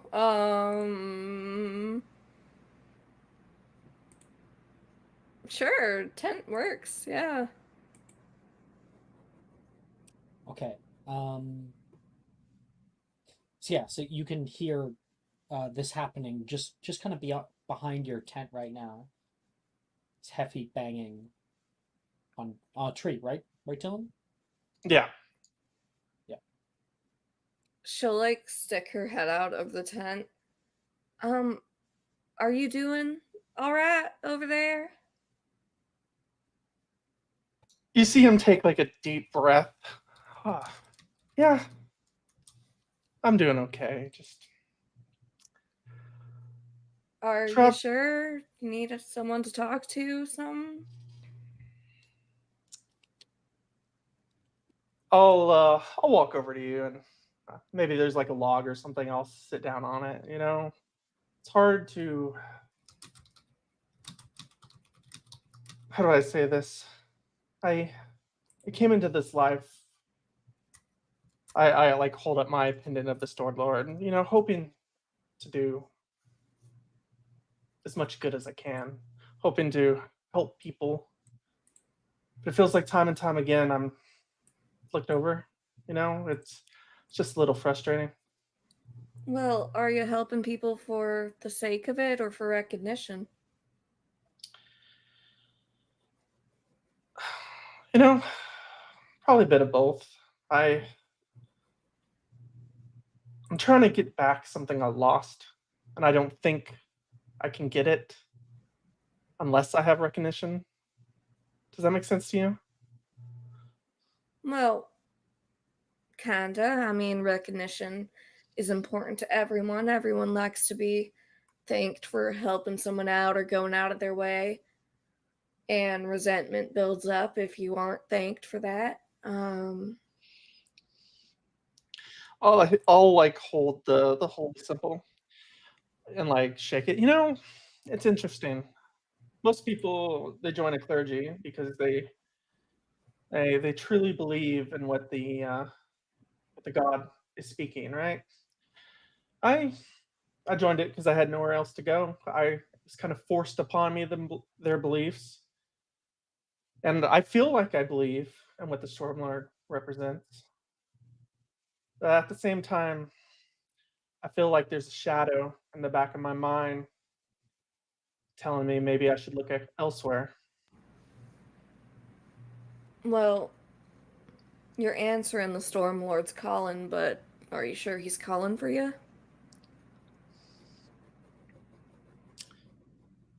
Maybe a long time ago.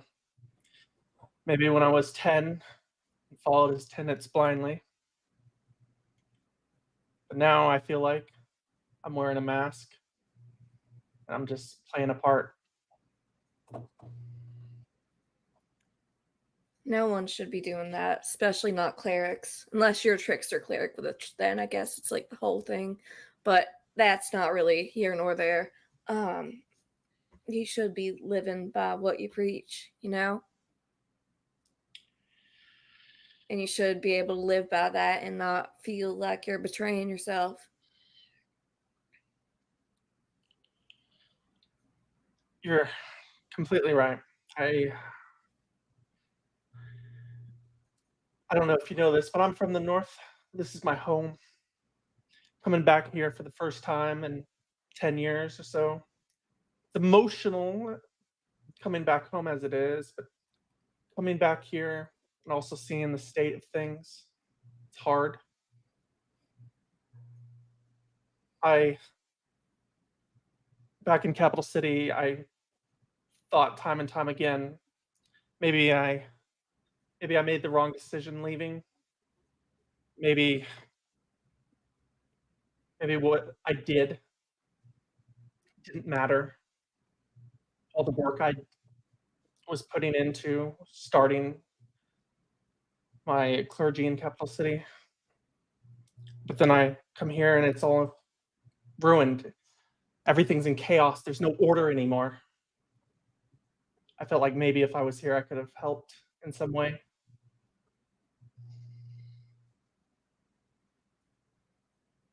Well, what would you have done? I wouldn't even know where to start, honestly. So Maybe I you would think have. that you, about a year or so ago, would have known where to start? You're here at the time you are for a reason.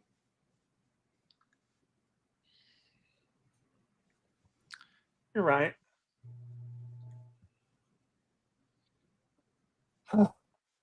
Maybe I just gotta take things slow and figure things out day by day. Maybe. Or maybe you just need to spend some time with your thoughts. You know, not let everyone else get into them. You're right. And I apologize before if I offended you with asking that question about your powers. That's kind of how I feel sometimes, indebted. Like I said, I Oh, that's all right. It's a little more like practicing what you preach and the things you live by. I live by the stars, so they give me power. must feel free in a way, being able to take that power and grasping it, using it as you wish. Well, no one's truly free. Most things are divined. Another good line. Fuck, you're on a roll. I don't know. I think this accent does something to me.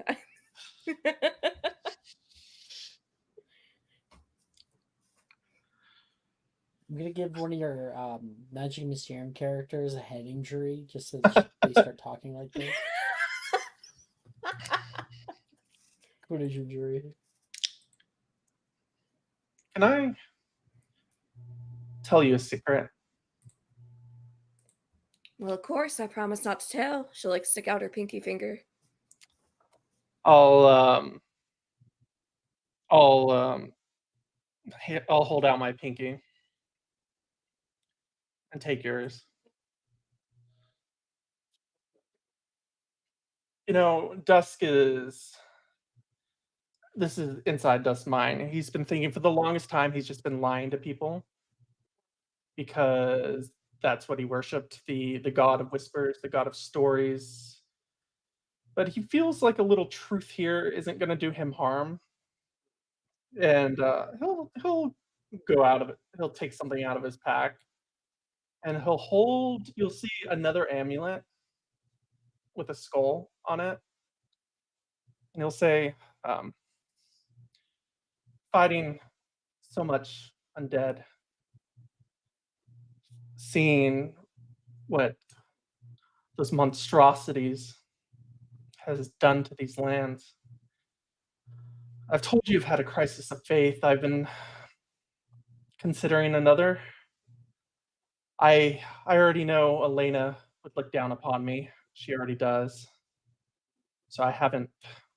I've been kind of hiding it, and I'll pull out the amulet of Nerul. Pandora, make me a relation check, please. Yeah.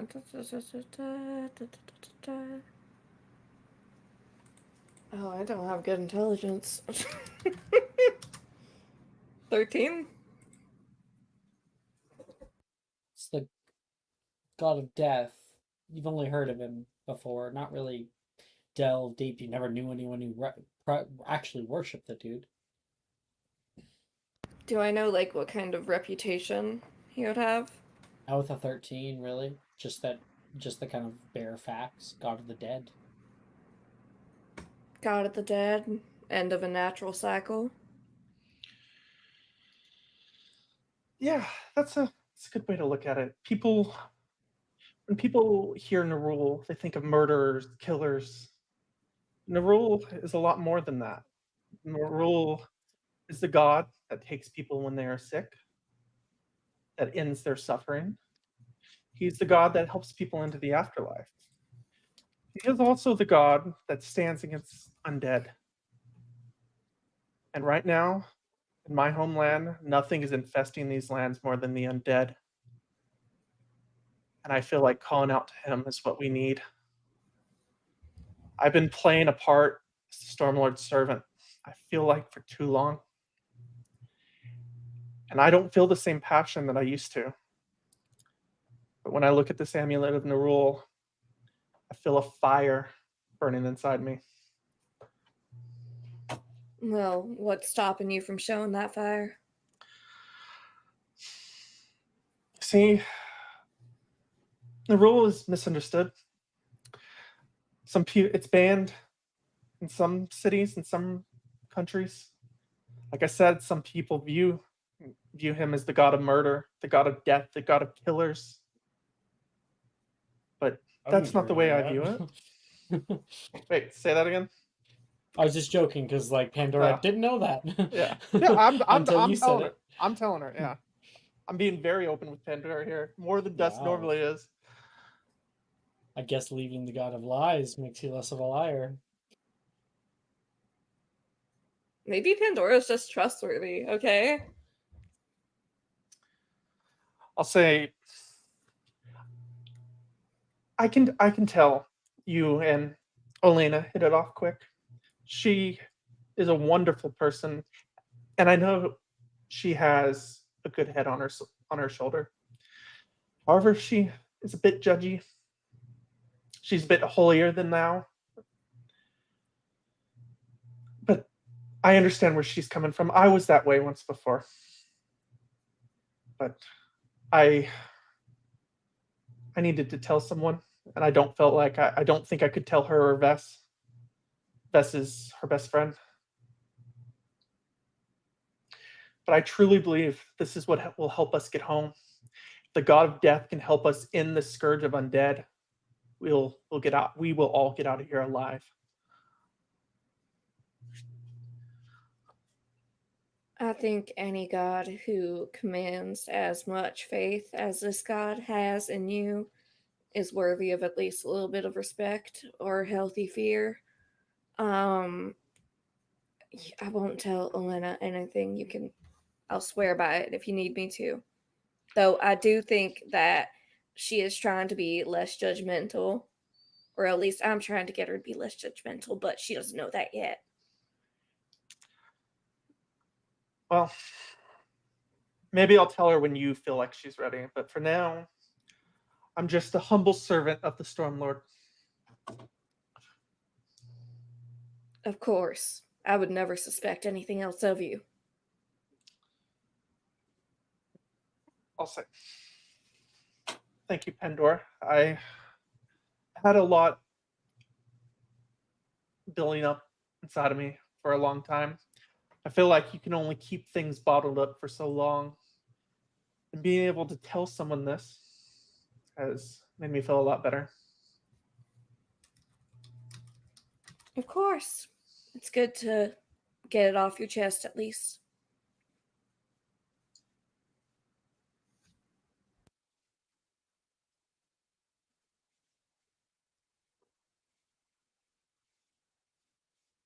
All right. So we can fade from that scene, and I sent some people some messages, but we're gonna take our break. We'll come back in 10 minutes and do maybe a little bit more, and then get on with some shit going down. See you guys in 10 minutes.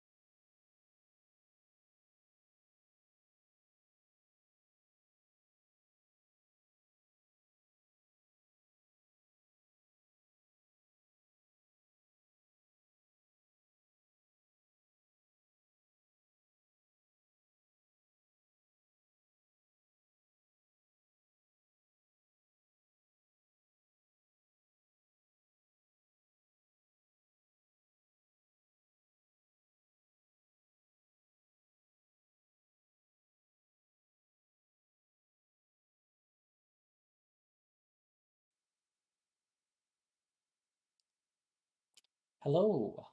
Sorry about that. Hello. I am back. It was a little bit longer than I had intended, so my apologies. All right. Right now. Oh, I need to turn back on my music. Right now, the sun is beginning to go down. You can see it heading off over the horizon. Pandora is making a little nest out of flower petals for Dove. She seems really happy with it.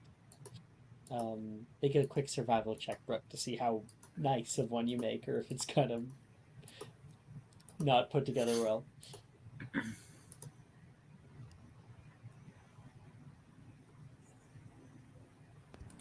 One second. 16. 16. Oh yeah, this is like a comfortable one that you can like carry around with you if you want. Finally, she has a little place to rest. She flutters up her wings, and only a few petals fly off, but it's pretty solid. Um, and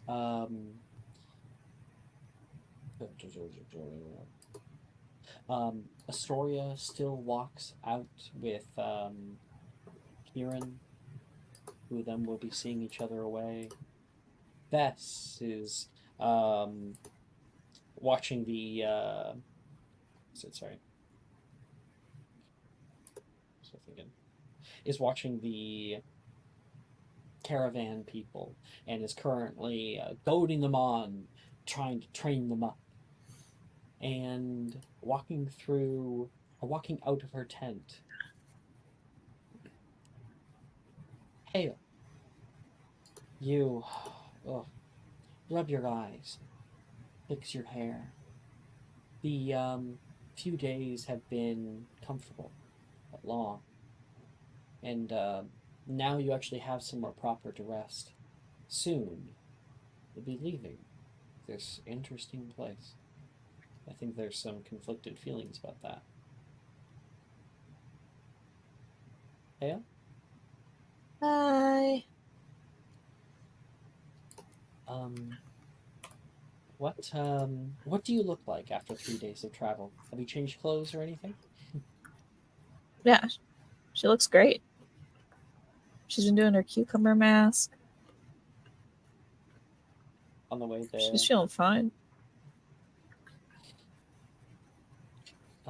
She's also used to travel, like extremely used to travel. So it's not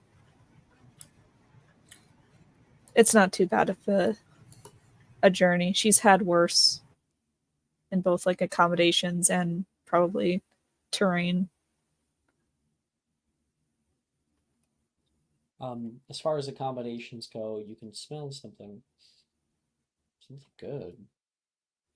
You follow the scent and are able to see Elena cooking up some little steaks.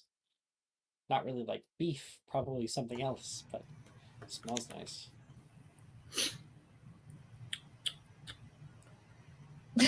He said, There's "Is the it like the?" sound. No, that's her moving the steak just idly. Elena's got her like armor off for the moment right now. She's kind of like in the flowing shirt underneath the gambeson. Elena? Hey, Hello. where have you been? Oh, you know, a bit here, a bit there. I suppose so, yes. In that cart for the last 36 hours. Nice hair. Oh, yeah. I think it's a side effect of whatever's happening. I think that's just what happens when your roots grow in, dear. My hair is naturally this light, you know. Not Or truly. it was.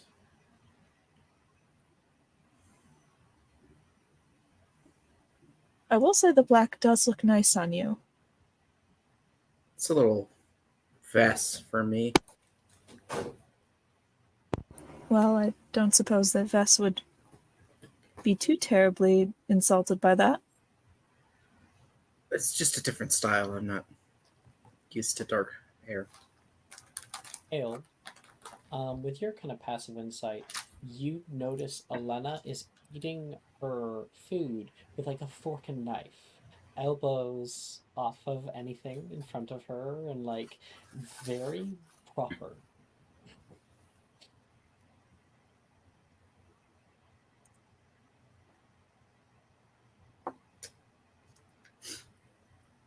Sophisticated, I see. Oh, old habits die hard, I suppose. Formal etiquette training? Yes, when I was young. You've had the same, Hale.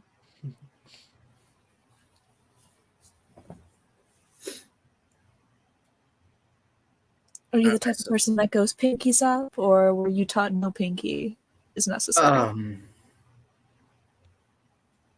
If you're drinking tea, pinky's out. If you're eating, pinky's in.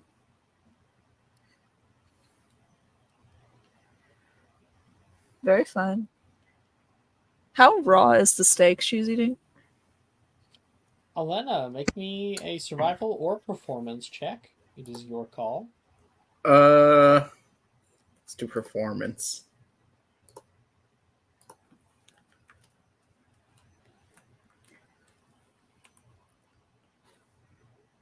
Medium rare. 14.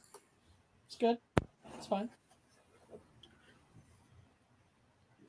Oh, good. It's not still bleeding. No.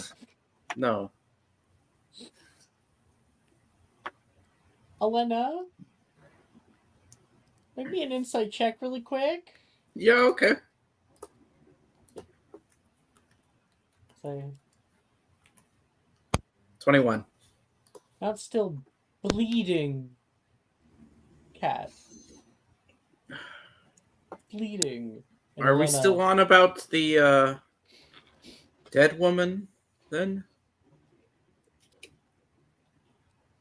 Oh, no, I just meant in general this time. If I was on about the dead woman, I would have made fun. I would have suggested that you picked it up off the floor. Great. Thank you. Do you want any? No. I'm watching my figure. Huh. You know, Yeah. this rich northern diet. Thought the elves had sort of a ethereal always beauty thing.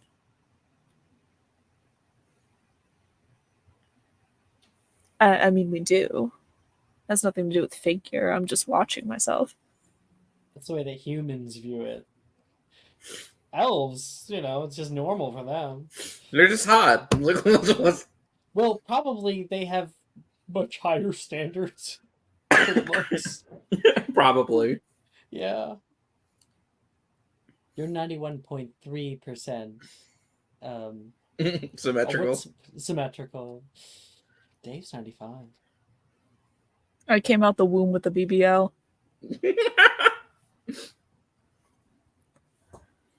Golden ratio. Is there a reason you're skulking around? Skulking me? I'm You insulted. haven't been around for a day and a half. I mean, maybe you weren't one of the carts, but we didn't see you. I was in the throes of a work of genius. Oh, okay. Someone What has to is- write down what's been happening to us. Oh, so you're some kind of orator then? A storyteller. It's the same thing. I'm immortalizing it. Isn't that what orators do? Some.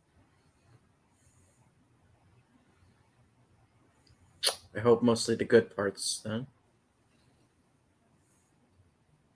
The good parts, the funny parts.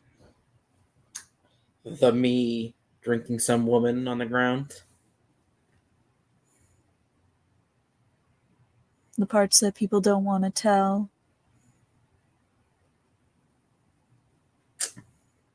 Is there a leading question in there? Where do you come from, Elena? I said so. Lothrane. Where? The capital? What was your upbringing like? Stilted? Formal?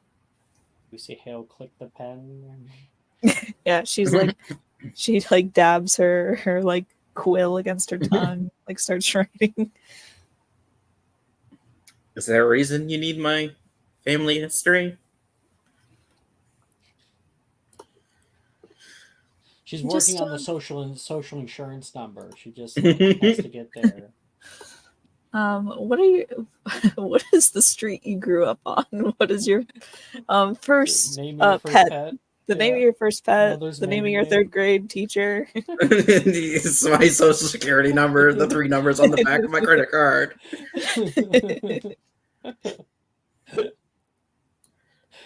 What was your upbringing like, Elena? It was normal as far as things go, I suppose. Distant parents, books, towers.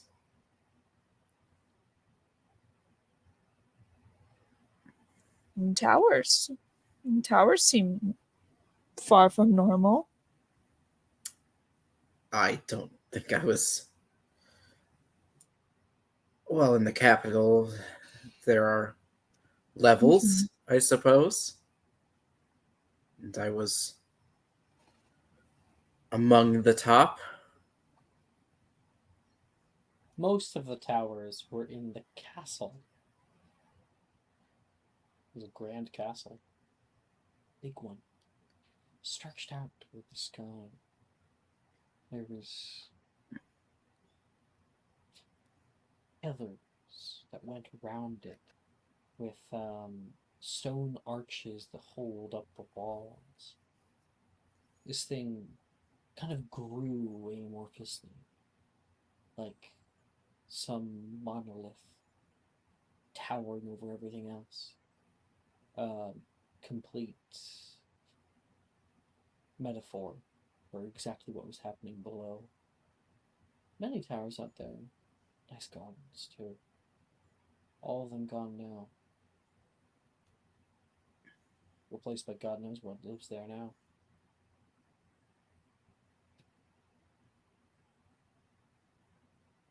I expected you saw many things from your tower with books. I did. Very much so. Many How things was that I did not like. how was the view from the city? Or of the city? Enlightening to see it so starkly in front of you.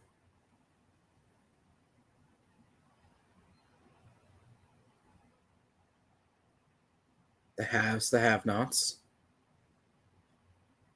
The in favor, the out of favor. And which one of those were you, Nalaris?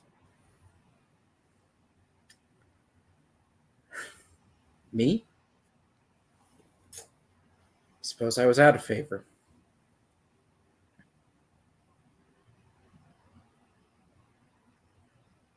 In a manner of speaking. And My Nalaris- standing would allow me to be powerful if I wanted that, but I didn't. So I left that. In a manner of speaking. You see her like scribble something down and then like put a dot and then shut her book.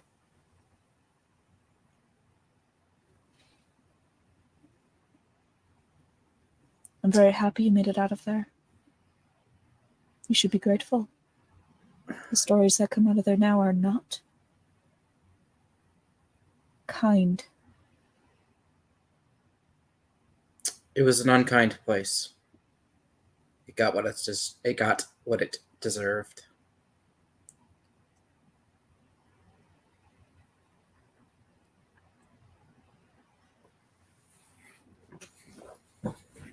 Curiouser and curiouser. And she'll stand. Enjoy your red meat, Elena.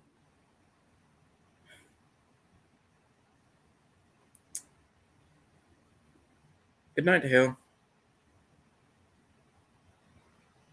The starry Off. night sky right now is offering a beautiful array of stars above you.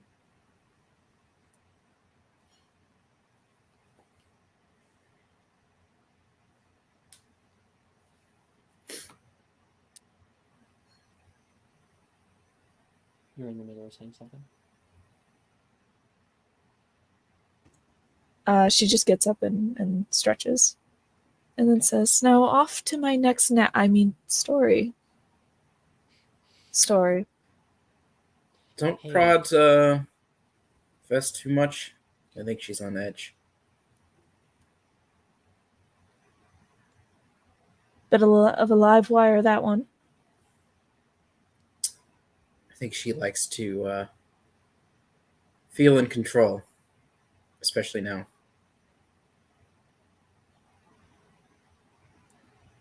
Maybe she's seeking the opposite.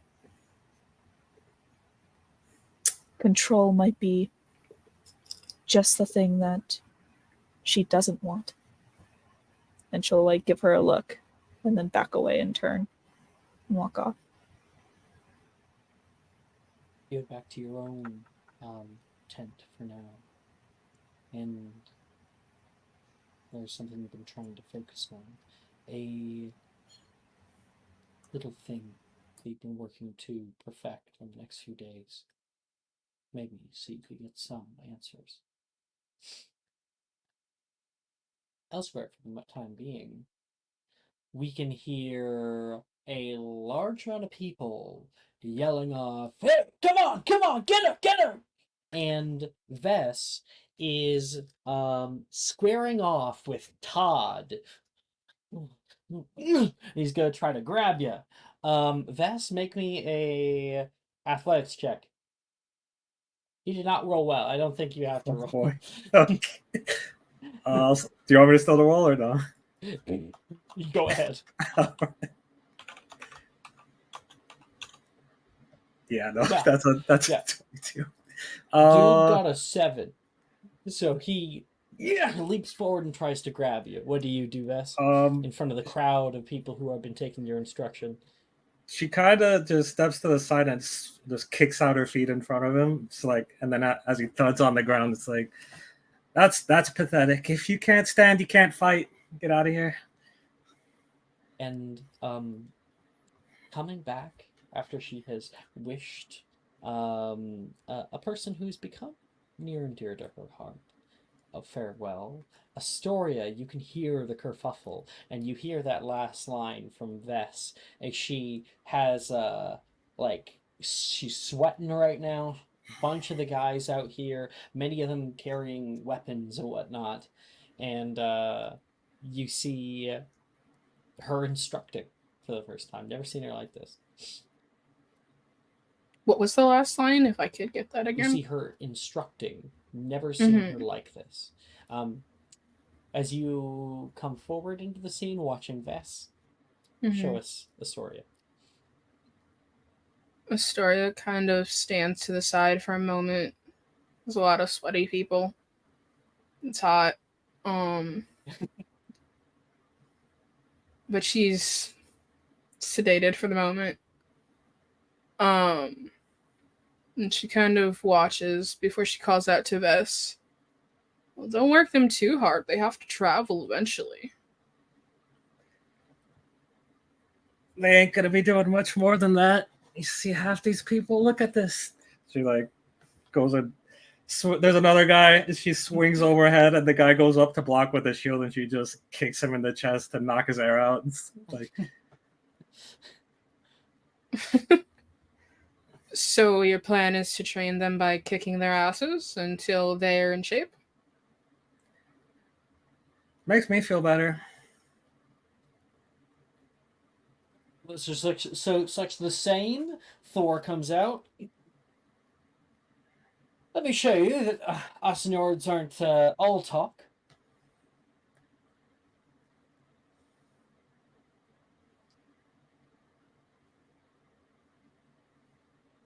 Hey, you hear me? Yep. So All right. let me show you that Nords aren't all talk. Thor says to you. Okay. What kind of weapon does he have? He has on his side 2 hand axes, which he will pull out. Okay.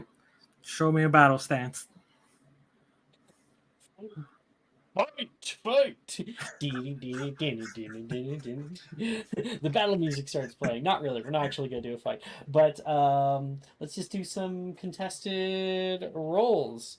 Do rollies. Roll a d20. Okay. Oh, 17. 2. Yeah, so he comes in strong for that first little bit. Goes for like swipe. You're able to dodge out of the way of many of them, and you get pelted backward. Okay, this guy knows what he's doing. And Astoria, you see a little like glow in Vessi's eyes. Thor looks back and says, "I dedicate this victory to you, my lady." Pointing toward Astoria. She gives like a slight bow of her head. And Oh, Vess she's rolls totally gonna cheap shot him as he does that. Yeah. Oh yeah, he got a 4, so you're almost guaranteed. That's- I'll give it to you. So you leap forward and hit him in the side of the head. He goes down. The 2 of you begin to wrestle. Let's go. Another rollies. 8. That's a Natural natural 20. Okay, the 2 of you guys rush back and forth. If you, his hand axe is coming down, and what do you use to like deflect or block it? I think she just uses like the broadside of her sword. Just kind of like smacks them hook both it back. in there and throws the hand axe off to the right. The hand axe flies through the air and embeds itself into the tree next to Astoria, and you are able to kick the legs out from under him, hit him square in the chest, and you watch Thor with a natural 20 go flying like sideways through the forest at an unnatural horizontal angle, and he slams right into a tree, and it makes him flip a few times straight to the ground. And Vess, you can feel the blood pumping. Make a charisma save. Oh boy.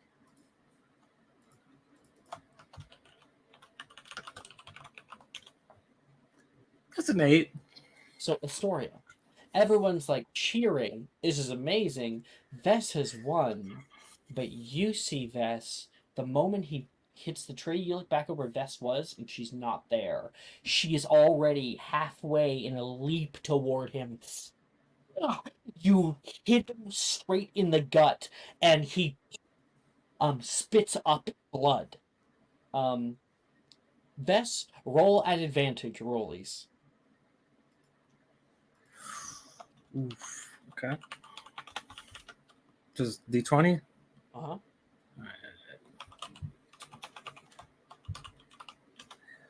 That's another nat 20. Another natural 20. I got a 5. Yeah, she hits. Oh, he spits out. What do you yell at him, Vess? It's like, you drop your weapon, you're dead. You're already dead weight to me. She picks him up and punches him straight in the face. There is another bit of spray of blood. She kicks again, and a few of the people start coming out to try to grab onto her, and she hits them back, and there is a larger fight that breaks out.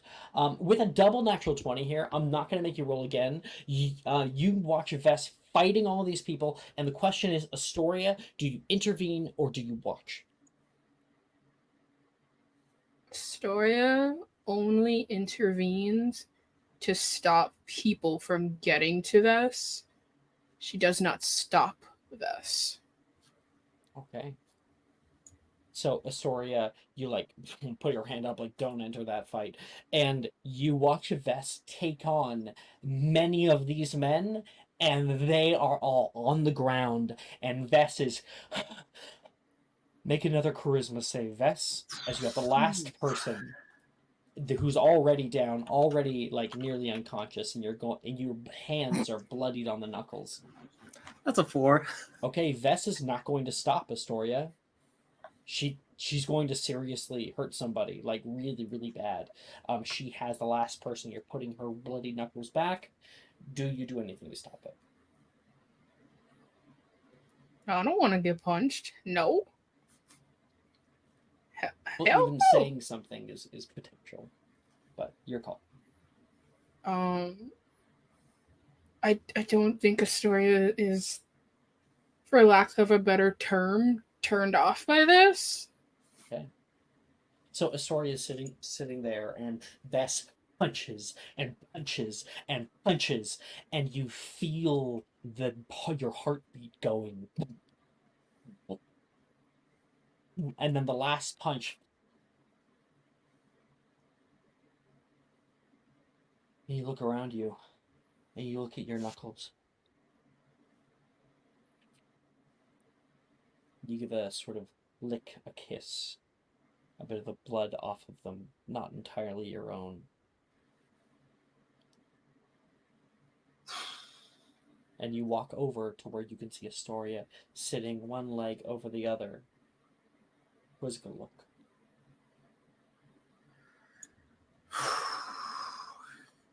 Enjoy yourself. They're weak. Too weak. They don't deserve it. They're going to remain weak as long as we're protecting them. So you think we shouldn't protect them anymore? She gives her a look, so we're like, you know what the answer is, but she's not going to say it out loud.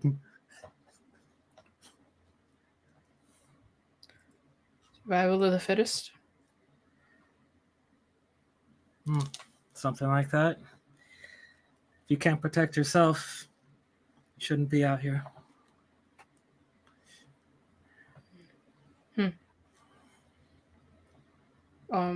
Astoria will get up and walk over to Vess. Let me see your hand. Huh? Oh. Yeah. Nothing I haven't dealt with before. You should see the scuffs you should get up to back in the bricks. Yes, you seem like a very capable fighter. If the nearly caved in faces are anything to go by. You kind of have to, on the wrong side of a dagger. Hey, halfway through this conversation, what does Astoria notice has slightly changed about your appearance? Slightly.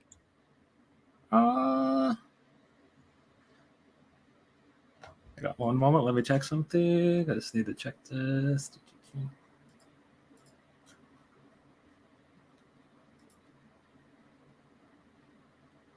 What color are Dulcinea's eyes? Red. Yeah. So there's the maybe like the slightest shade of red in one of her eyes. Sort of an amber that's overcoming the dark. Like a ruby. Storia is quiet for a moment as she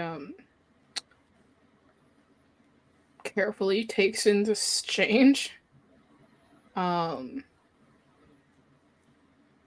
and looks back at Vess's sort of bloody knuckles.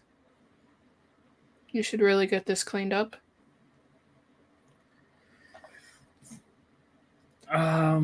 Any good doctors around? Not particularly unless you want to ask Dusk. Yeah, and I'd rather not go to Lena because I'm just gonna get the admonishment. I could always help you clean up. I can't heal you, but I can help you clean up. Well, yeah. Wrapping up a hand is a lot easier when you're not doing it yourself. I'll take that. I'm just going to clean you up, and then I'll take you to Pandora. Oh, star magic. Hopefully that she doesn't drop one of those little fireballs on me. Before we go, do you mind? She Mine. holds up Vess's hand. Do you mind? Not sure I Your hand. understand where you're going. I've may have developed a taste for certain things. Oh. She has this thought where she realizes that's what she just did a second ago. It's I'm just particularly interested in how they taste it.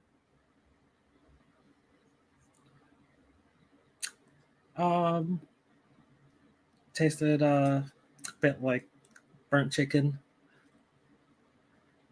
But yeah. You offer your hand to her? That's Yeah. And Astoria will... It's almost like a kiss to the hand.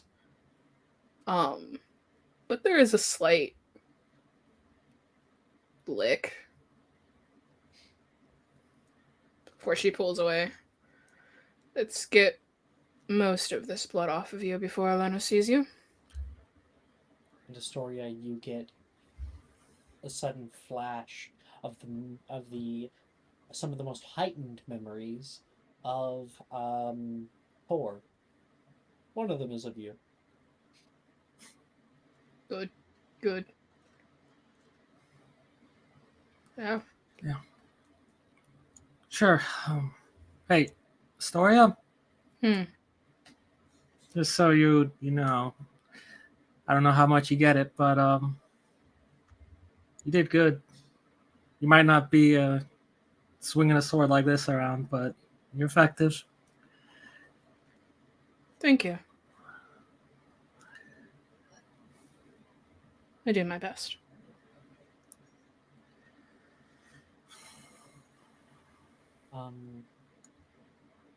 Pandora. Thank you too. You currently are with Dove, and you can see her fluttering between the branches out here. She goes left and right, out of sight and back in, and then swoops up into the canopy. You walk over, and it's kind of near the edge of the wood. Try to find her. Oh, it's birch trees. It's all white. Trying to look for her. And before I ever would make you a perception check, a bird suddenly jettisons down toward you. Ooh, you catch Dove, who currently is trying to bury itself into your your armpit. Are you alright? Did something spook you? She'll cast Speak with Animals. Not crows! Not crows! What's not crows? You can hear flapping and see something dark against the night sky. You can hear the flapping of 1,000 wings, and holding her close and stepping to the edge of the wood, you can see a great swarm, a murder of crows that is moving sort of as one. And one of those beautiful pseudomorphs that you can see. And you feel something off about it. You watch it for a while, thinking if you should tell someone. Make me a nature check to see if you can vibe with nature enough to get a vibe on these things. All right, we vibe checking nature.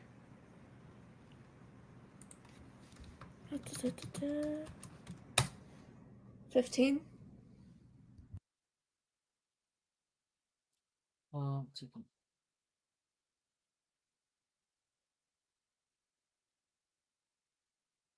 15. Yeah. Um, you get an odd feeling that radiates within you, something you can't quite explain, like an ever watching eye. You feel this inhuman presence out in front of you, and it rolls down the valley for a while, and you watch it leave. It didn't see you, wherever it was, whatever it was. What way did it go? South. Southwest. What way are we headed? Northwest. Okay.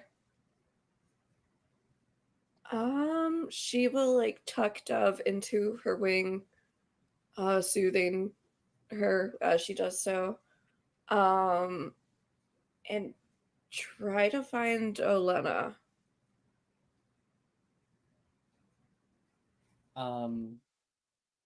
Ooh. I think Elena is having her nap. So, Pandora, you come upon her tent and you can see like the crest of the sleeping bag a little full. You see her in her golden locks coming down, dark black roots coming in. Oh shit. All right. I'll try to find someone else. Elena, you begin to waken. It's been flapping outside the tent. Pandora's there. You see the red hair.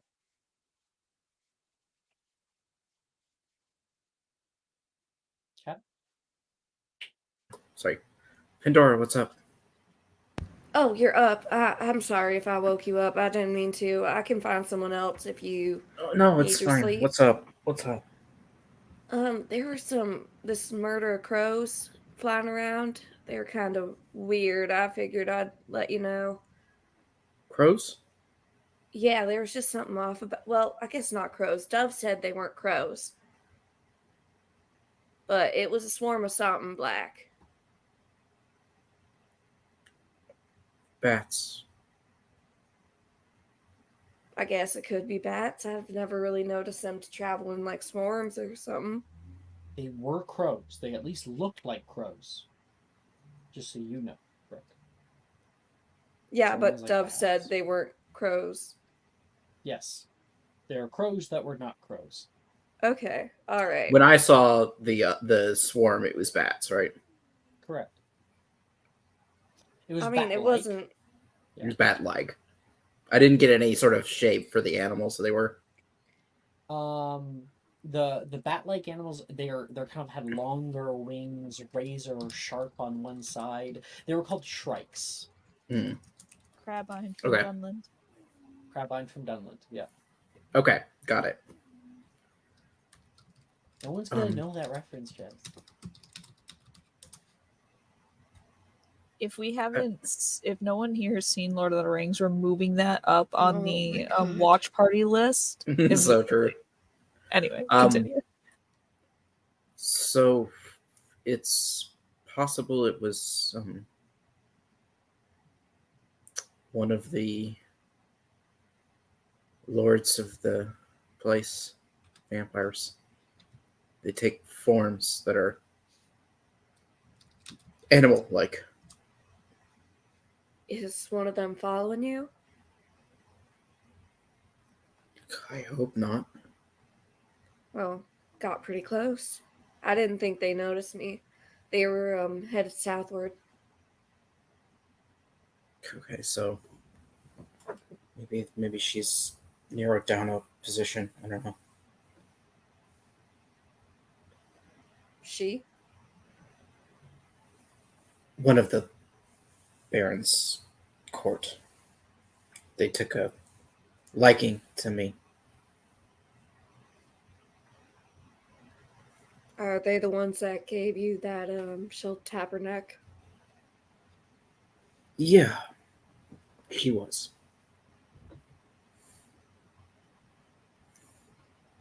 So is she like trying to collect you, or I think so. I think that's what she wants. Put me back in my dollhouse. I take it you don't want to go back into the dollhouse? Not especially, no. I like her, but I don't like being her plaything, I guess. It's weird to say No. that I like a vampire, I know. It's not weird to say you like anyone. People like who they like. If Yeah. you saw something good in her, then I'm sure it was good. I don't know if good's the right way to put it. I just think she Something didn't. different. She acts a little differently than the other ones. Yeah, she was separate. Maybe we could have broken off.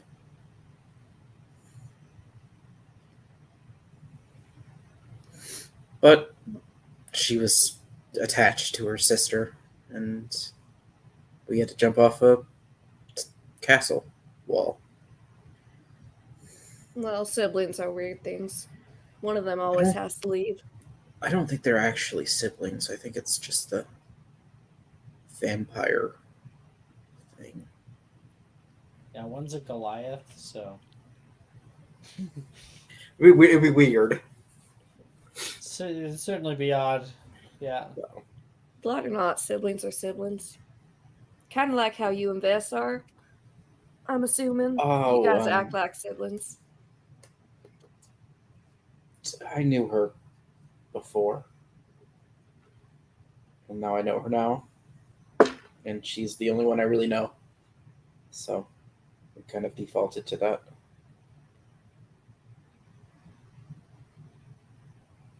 It's charming. What was the name of the vampire lady that you think's following us? Her name is Juliana.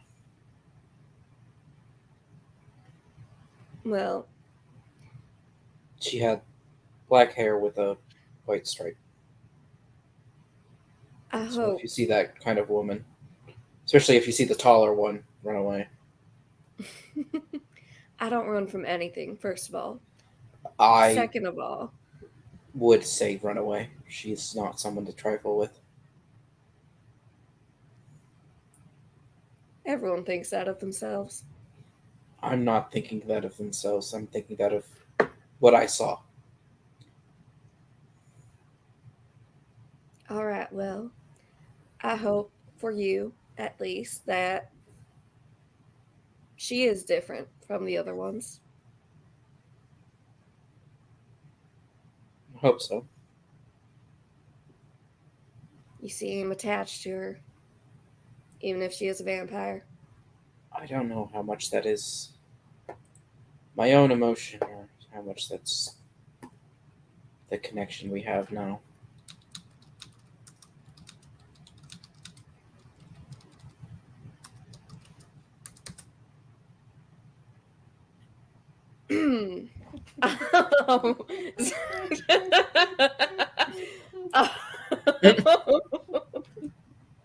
What? I can't compete with that, Alex.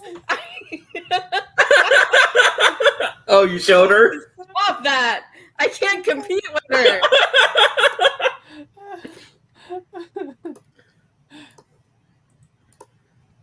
Fuck, My what'd you pronouns say? are she, but not her. I can never be her. I can never be her.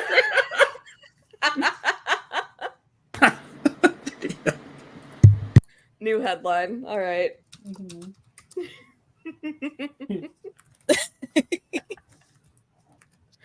Okay, I'm so sorry. What'd you say last? Oh, I said that I don't know how much are my real emotions and how much are the effects of whatever this bite is. Emotions are weird like that, though. I mean, you feel what you feel, and you claim what you claim. Maybe it's just because she reminded me of someone when I was younger. Someone special? I don't know how special someone can be when you're 11, 12, something like that. It's been a while. You'd be surprised. Kids have pretty good intuition when it comes to people. That's why they latch on so quickly. That's why Pippi's latched on to you so quickly. I want better for Pippi, I suppose. The That's an girl oath that worth fighting for. the girl that I was talking about she reminds me of it's a peasant girl back in Lothring. I was really close with her, and then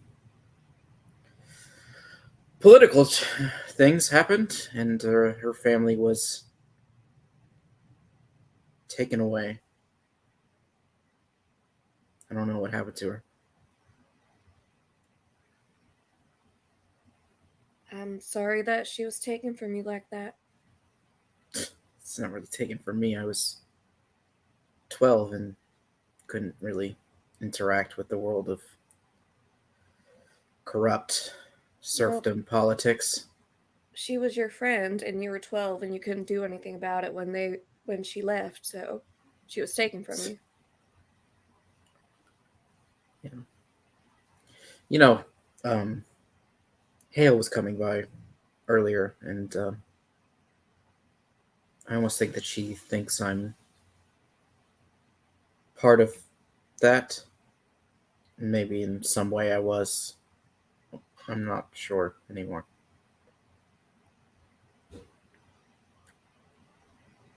Well, are you part of it now? The kingdom's dead. There's nothing to be a part of. So you're free. I don't know if I would agree with that. You can atone for it all you want, but if there's no one to forgive you, then you gotta set the line somewhere. Atonement with no end isn't atonement, it's just wallowing in self pity. Brooke?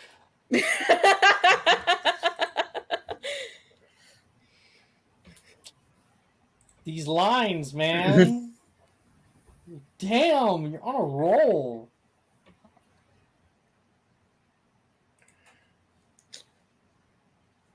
My family did a lot of bad things to a lot of good people. Innocent people, I suppose. Why am I the one who survived? That's sort of what I'm thinking.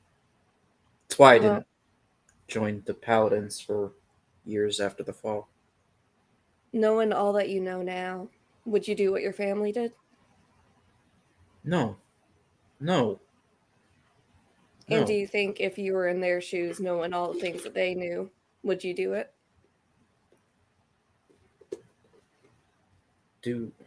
Sorry, could you repeat that? If you were, sorry, I'll do it without the accent. If you were in their shoes and you knew all the things that they knew, would you do it? No. So then that's why you're alive out of all of them. You're different. You can change things for the better, while they only changed it for the worse.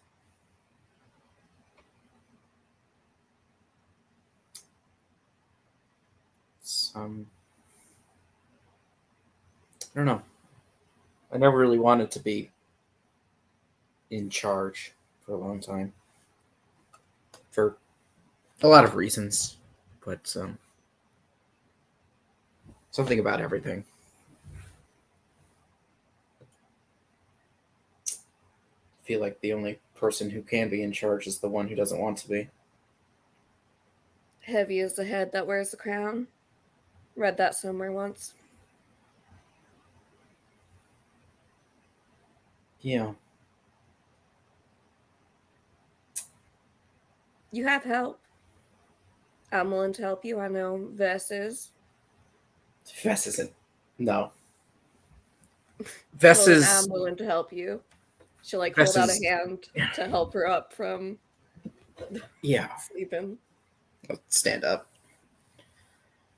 Vess is my friend, but she's also mercenary in her ideology. Ends outweigh means. She has told me that she thinks the people around here are a dead weight.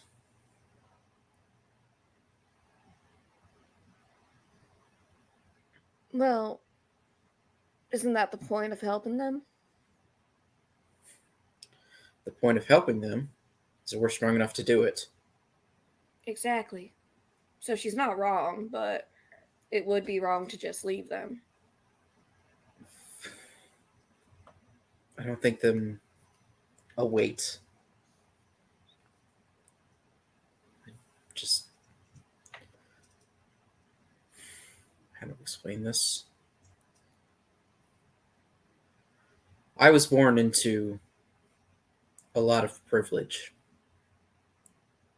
and yet I still saw the injustices of such privilege. I took a sword to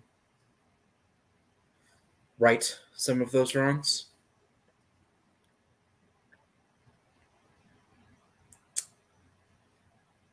But I think maybe a smarter move would have been to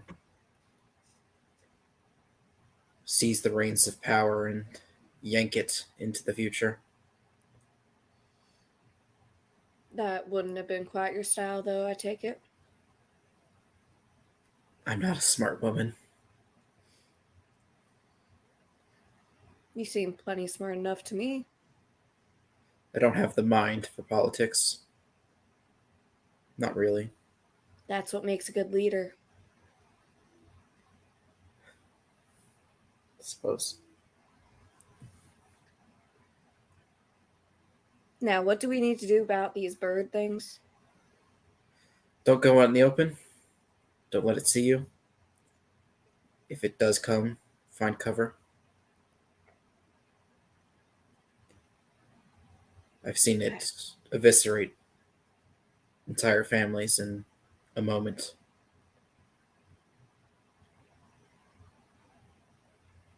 Right. I will inform the others. Please. We across bay forward. Back to Hale. Currently in her tent right now. And anyone who might have a tent nearby, she's pictures a little bit further back for a purpose. There is a few strings that are being strummed. The slightest melody being played. And you can hear lyrics.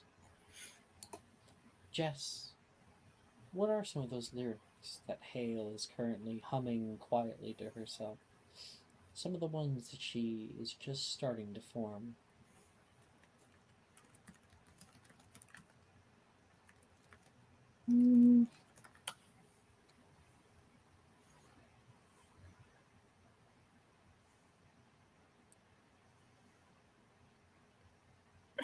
Yeah, okay. I'm not a singer, so You don't have to sing. pardon me. It's okay. Even if it's just verbatim.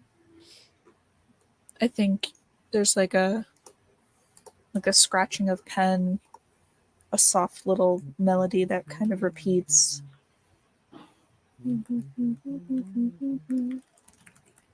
And like she repeats it like she's trying to get the notes right. Um, What does she write down on her little piece of paper? She's trying to come up with this little song. I think she's getting the middle part. Bet you thought I'd never do it, thought it'd go over my head. Bet you figured I'd pass with the winter, be something easy to forget. And you're kind of tapping your pen for the next line. You know there's one more sitting there, but it hasn't quite come to you yet. And then it flows off your fingers like air. And you have it.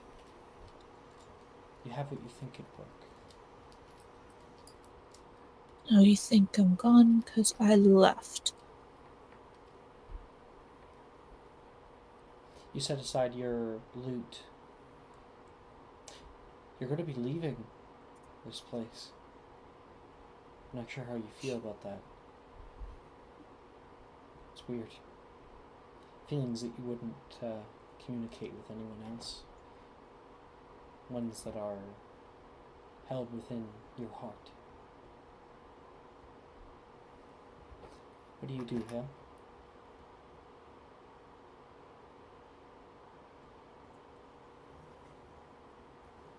I think she is going to focus on trying to get the melody down and possibly like trance her way through it. She wants like a complete string. She doesn't want, because she knows sleeping will just, fold her into unconsciousness, and that's not what she wants. She wants like some level of control, some level of meditation at the very least. Also, it's a guitar, not a lute. Oh, guitar. You take your guitar and lay back onto your bed. You begin to pluck a few strings, and you close your eyes, falling into a bit of a trance, or maybe just your eyes kind of lay slightly open. But your fingers keep playing. And all around Hale, there are little lights that begin to sparkle out, filling the space. But the coloration, the luminescence shifts. Something that warps the view around her. And you find yourself searching. You're elsewhere now. Your music here to guide and protect you. The one you've been working on for many days. And you focus upward. You see a castle. And that image flashes to a ring. One that the Baron, you can see his fingers twirling it in his hands. You hear distant voices, people speaking to him. You can feel something. You can feel pain, like both dull and sharp, poking down upon his chest, upon his heart. A longing and a hunger and a spiteful anger. He presses down upon the ring almost enough that he is going to break it in his hand. pressing the ruby betwixt his fingers, and you see it all too clear what's about to happen. Do you go to stop it? I think there's like a thought there where she just like kind of clicks her tongue and just goes, "Well, that'd be a terrible waste for a ring that was that expensive."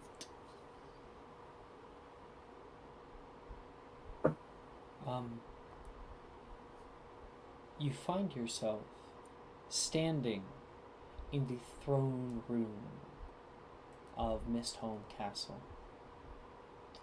He looks up, and there's no one else here. Those voices you heard have all but faded.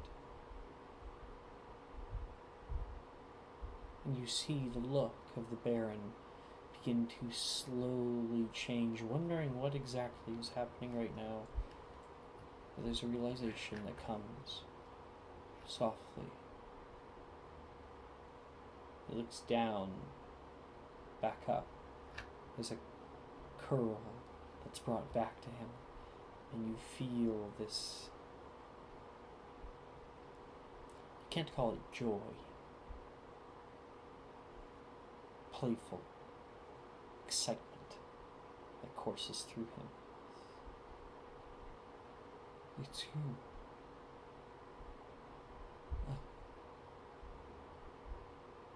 But I haven't felt you in weeks. You're alive.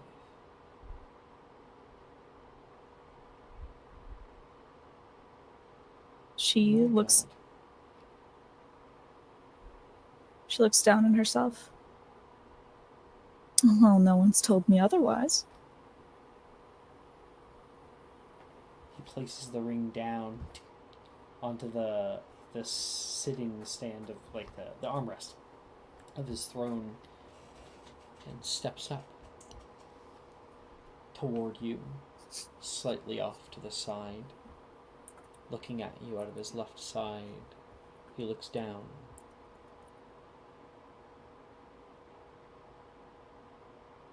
Not coming to play, I guess. How did you find me?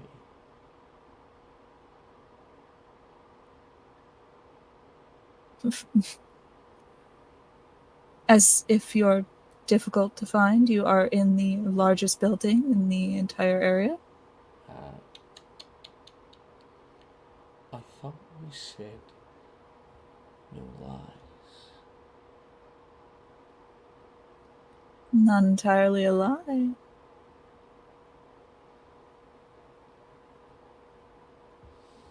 didn't know I was here? Not until something else affected you. Better yet, where are you? And he's going to push through this kind of feeling, and you can feel the forest begin to flicker.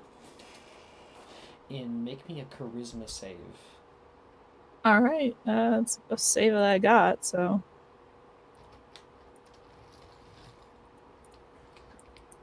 Oh, please, Hale, don't be a fucking moron.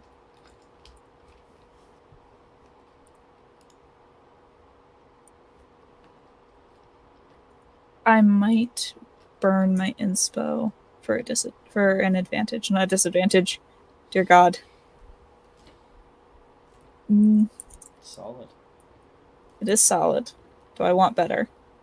Yeah, try it out. I mean, it is an advantage, so. Mm-hmm. 25, much better. I'll take that one. It like flickers in, and you are able to pull yourself, holding yourself in this She throne room. hums a little bit of the tune to herself to kind of ground her. Tune out the world so you can't get a good read. Are we allowed just not to answer now? Or is our game over? That'd make me very sad.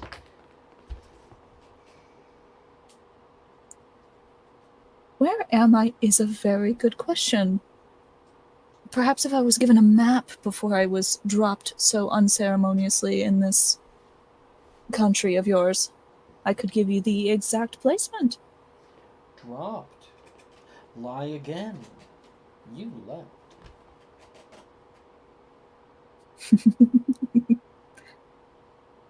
And yet I'm here. I told you, all stories are better with a plot twist. I missed you. It won't take me long. And then... I'm sorry, I had a thing and I was debating of saying it, but he says, and then we can see to a suitable punishment for this little choice of yours. 3 weeks. Impressive. To hide from me. I didn't even feel your heartbeat.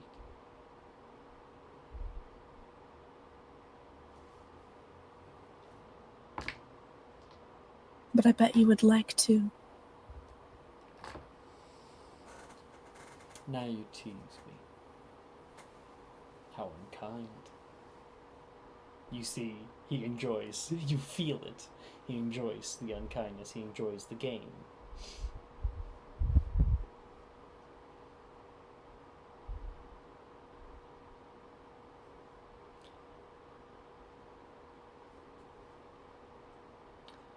I gave you a half lie. You didn't pick up on it.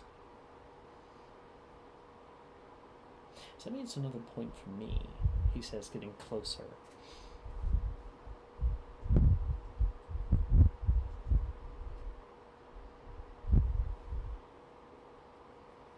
There's a bit of wind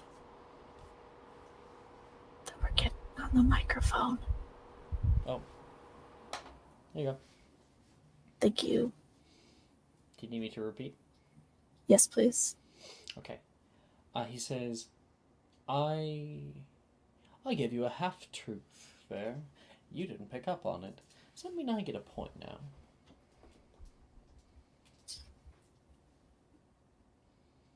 Who says that this was a game for points? If it is, you're losing. Am I? 3 weeks. No. You're playing dirty. I can already tell. You've got something up your sleeve, and I cannot wait to see what it is.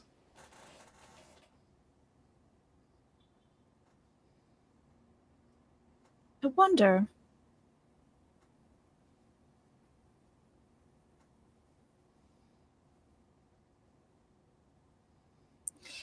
He did say it would be fun.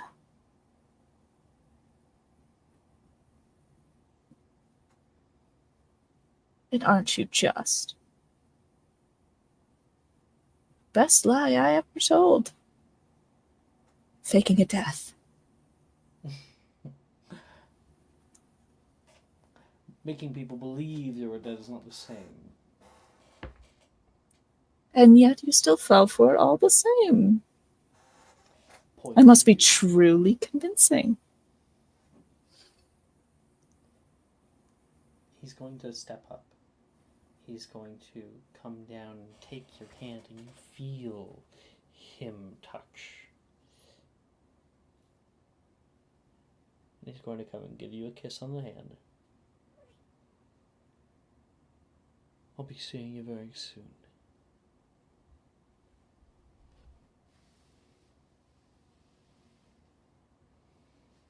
We'll see about that. And you flail back. You could feel in that last moment he was holding something in, keeping up that face that he always does.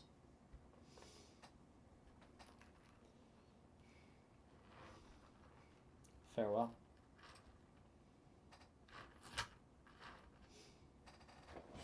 At least it's going to be. Because you can hear somebody yelling, "They're back! Moen and Kieran, they returned! Hello. Gather round, everyone, please. Gather, he says. We have much to discuss. I'll go get the warriors. What the hell happened to you lot? Kieran says, seeing the beat up men. This happened. Guys, he looks at you like, what the fuck? What? How's this my fault? These guys can't even hold the sword right. Vespara? Now is not the time. Sure. He looks down upon you uncomfortable. I think he's a little taken aback by your actions.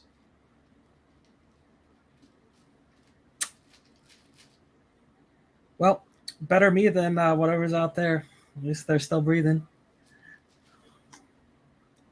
And Kieran helps some of his friends.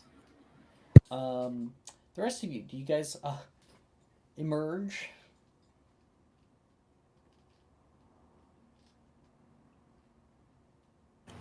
What do I hear about this? Huh? Oh, that you just beat some people up. But do you guys emerge when Moen calls out for everyone to meet him? Oh yes. Yeah. I was on my She's way gonna- there anyways. She's gonna go over to Vess and like hook her arm around Vess's. We're gonna talk about this. What? What? We're going to talk about this. Okay. All right. Okay. Moen gets everyone together. Astoria, are you here? I didn't hear from you. Mm-hmm. Cool. Kieran, I think, is too busy helping his men to find you. But you arrive all the same, and you can see him like trying to bandage up some hands. One Piece.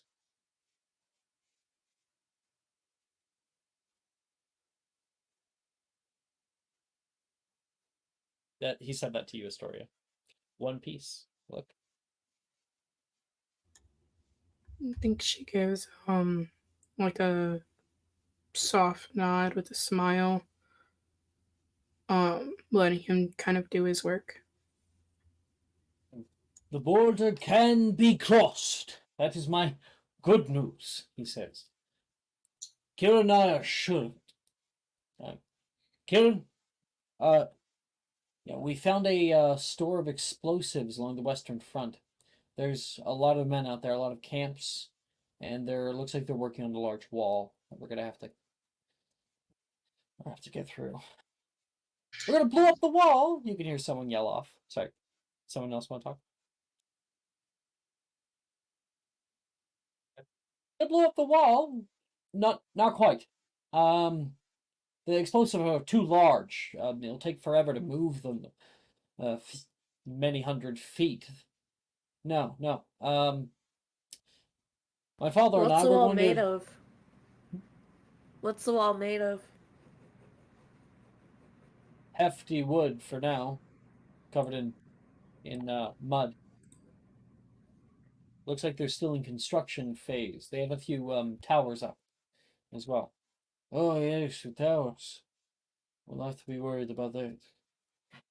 Agman says. These Red Guard archers are not to be messed with, especially in large numbers.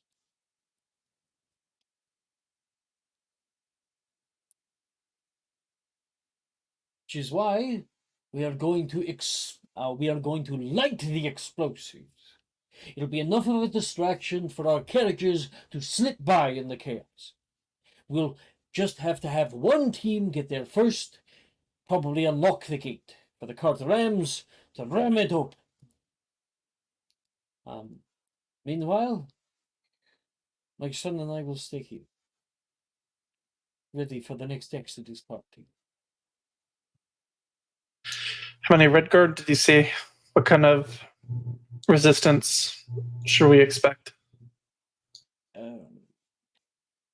Hundreds. Hundreds. People are talking amongst themselves. We won't have to deal with all of them if we are fast. This forest spits out just before the border. We head off.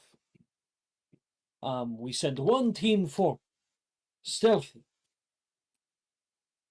They get up to the top of the wall and unlock the gate. Or get ready to unlock the gate. Meanwhile, we all are back here, ready to go onto the road once Kellen and I explode the storehouse. You don't see it.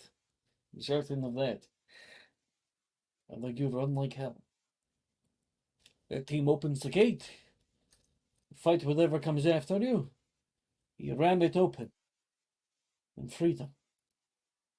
Close at hand.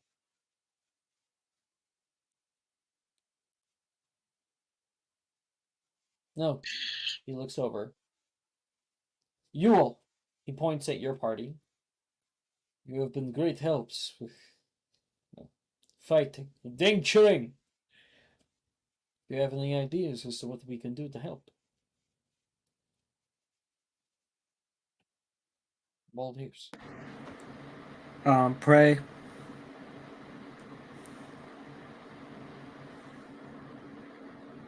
I think Agamemnon's done enough of it for all of us, eh? And there is kind of a chuckle goes around. Make sure that they're ready to move as quickly as possible.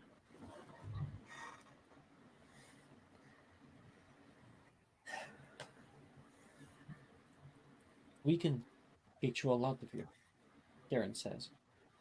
They've successfully cut off Mistholm's main fish supply. They'll be crippled in that regard, at least. Next, first, Norrlanding, Peor.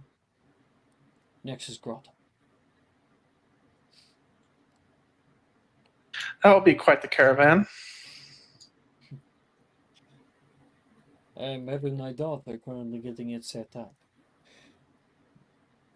I'm sure that she will do a good job. I have a question. Say everything goes to plan. We save the people of Grata. We save the people of the next city. We save the people of the next city. What do we do once we're out of here? What do you do once we save? We thought that far ahead yet? We are you sticking around in this godforsaken place? No, be free. Leave. This is my home. You've all worked so hard. You deserve your freedom. These are not your lands. Not this place. I'm a northerner just as much as you are.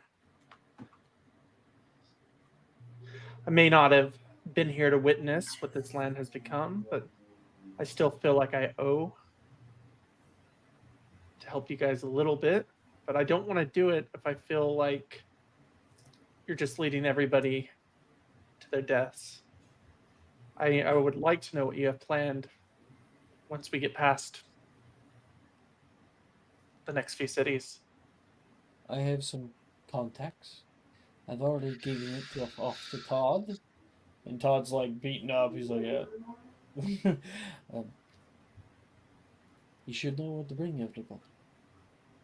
I have friends in other cities. They will take you.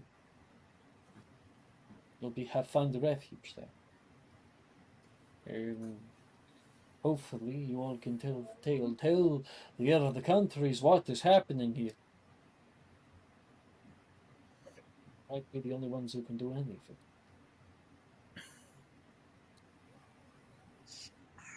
You don't think the people up in Winter's Crest will not want to come down and take back the land that is rightly theirs? Perhaps. War is inevitable at this point.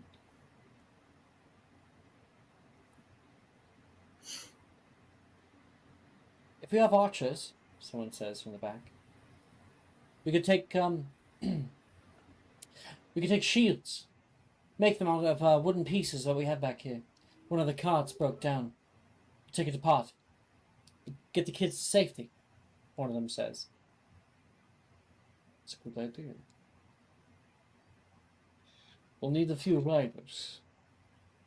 One of you. Whoever is best at controlling a beast. Those reins are our forefront, the tip of our spear. We'll need a good rider. So which of you will it be?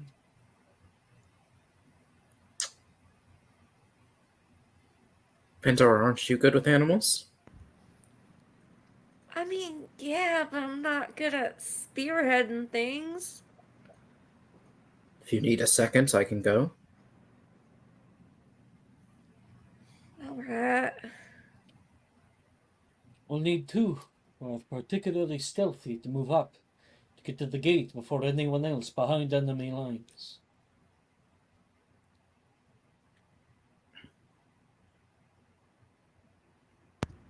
That would be Astoria, wouldn't it? After what she did at the camp? And The other one is Hale. good at climbing. Vess is good at climbing. Yeah. Gaspara, Hale, are you willing to take on this challenge? Without you, we could be stopped in our tracks.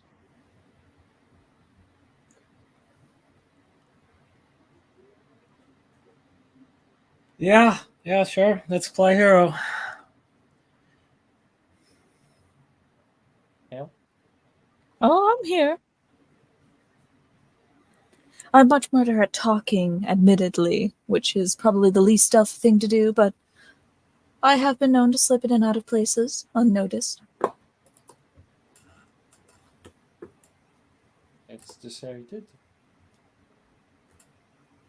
I will need somebody on horseback, maybe even multiple, to help. Pandora, you know how to ride a horse? Oh, was I not already doing the... Huh? I I think. thought Elena was spearheading it because you didn't want it. Yeah. There were- I thought Okay. Or you could stay as support. If that's the case, Dusk, Astoria, I'll need either of you on horseback. I can go on horseback. I'm fine with it. Can you wield a spear? No. Spear is needed. Go there or bow and arrow. I'm alright with the bow. I'll get you one. Astoria, Dusk, which of you sing with Elena? I'm not really strong with a weapon. I'm more of the supportive type. Not very strong with a weapon. How many Edgar did I see you cut down? Who is the one who took down the froghemoth? The frog, it's called the froghemoth. Yeah. It's another thing. Yes, it's froghemoth. Yes, it's a froghemoth. Rin's like, If you have faith in me, I'll take up this role. in the story, stay behind. You're a spellcaster, correct? I am. I'll need you on the carriage. Alright. We leave in 45 minutes. Everybody get packed up! Get the kids safe. We'll meet on the edge of the forest. People disperse. You will know my signal when I give it. And Kieran kind of puts a hand on his dad's shoulder. They go out. And I think, but before leaving, they would. Yes, Hale. We're trusting you. Most Yeah, likely. Most likely a terrible decision, but I'll try not to let you down. Absolutely agree. Second that. That is so not what we want to hear. Just remember, everyone's lives are at stake. Kieran leaves with his dad. And come midnight, the caravan rolls up to the edge of the forest. Down the valley, you can see flickering amber torchlight that illuminates the misty vale ahead of you. Like a great funnel, the road runs down its center, leading toward a tall wall, constructed between two great cliff sides. You see it in the distance. A huge gate blocks your path a mile down. You remember this place when you first came here. This wasn't nearly as militant, but now legions of soldiers train and encamp inside the border. If this is going to work, everything needs to go perfect. The wall carries soldiers on its heights, and mist rolls in from the mountain, obscuring some camps that populate the area. If you're not quick, if you're seen, if a single hiccup happens in the plan, you very well may be fucked.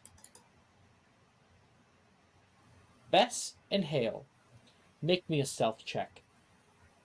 Oh, this is gonna go fantastic. Did you just agree to go down the stealth mission without actually being stealthy? Come on.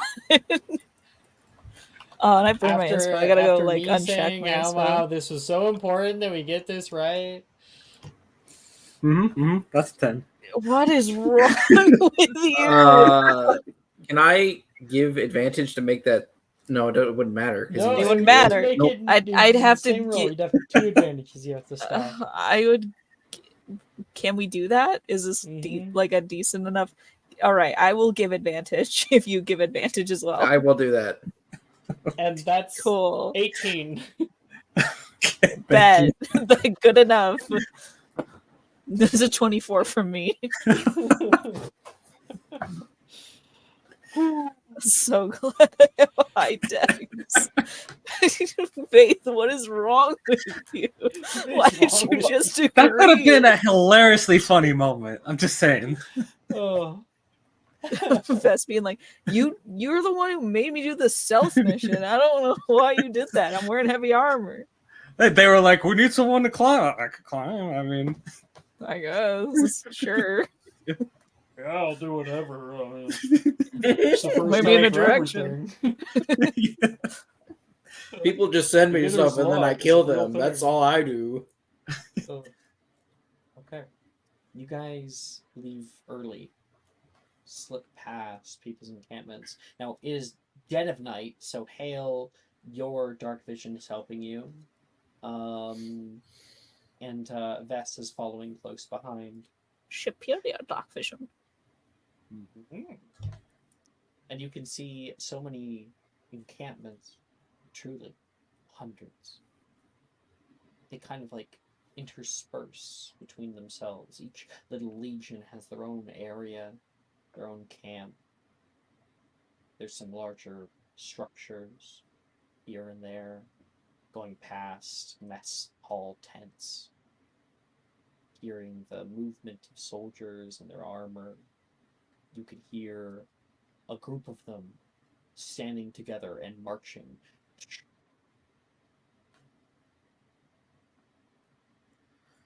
Then you see that big wall. And you guys make sure no one's watching and run through the dark out toward it. You arrived at the large wooden wall with spiked toppers and hefty mud and clay that's been put over the top of it. And you can see on the inside here, there is large, like big heavy stone like white stone that is sitting in bricks. Some of them have started to be laid, but it looks like the work area is currently unmanned. They're building a stone wall. They're building infrastructure. This is about to be a much more formidable defense.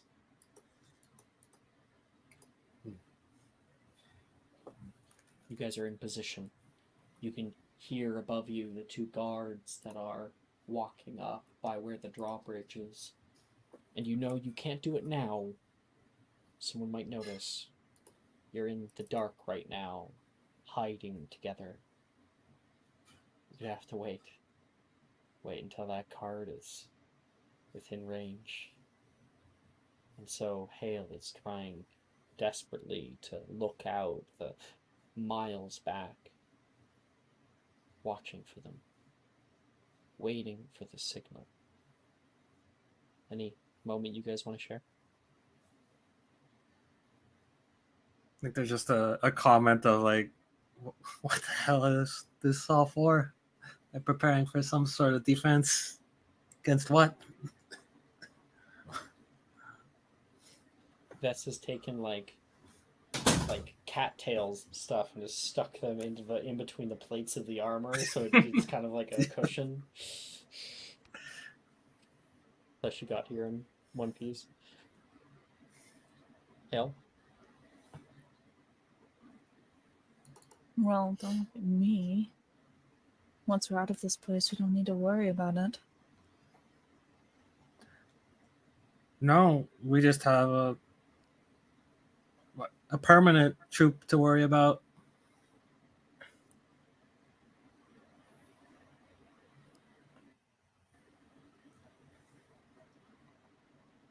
Alright.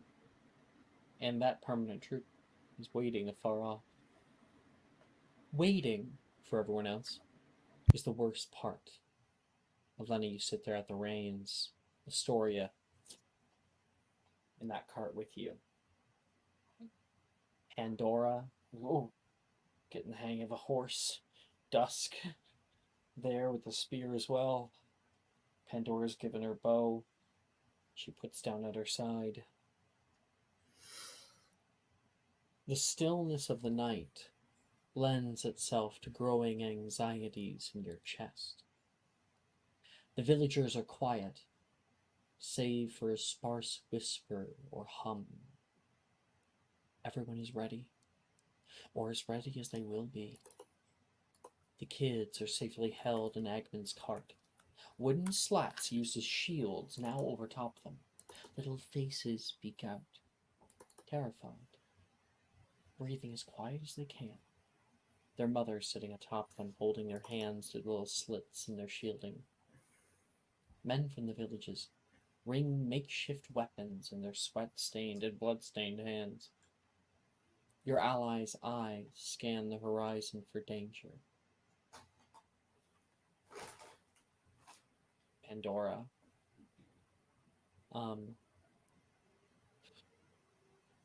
You feel... How are you feeling? I don't really like being on a horse. I don't see why I can't just be flying. How fast can you fly? Todd asks.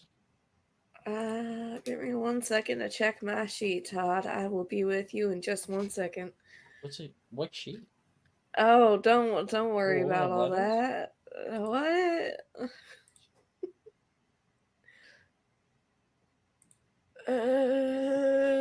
Fucking no. Hold Pretty sure your on. flying speed's equal to your movement speed. About 180 feet a minute. That's 30 feet, right? Yeah. Shut up. I'm trying to be immersive here. Sorry. God. You're probably not going to be keeping up with us, Todd says. Still be a whole lot better than on horse. At least you have the wings. Think about us. Our carriage goes down. You're gonna like it. Well, the wings just kind of get in the way. If I'm on horseback, I mean, I'm trying not to hit the damn horse with my wing. And I keep hitting it on accident, mind you. And then it speeds up, and I have to be like, no, please stop. And then it slows down, and then next thing I know, the fucking wing's hitting it again. Sorry, I didn't mean to cuss. The wing's hitting it again. You're like no one else I've ever met. If we make it out of this, I'll have to buy you a drink. Oh, I don't drink, but I'll take you up on the water. If you'll allow me. I mean, I don't see why not.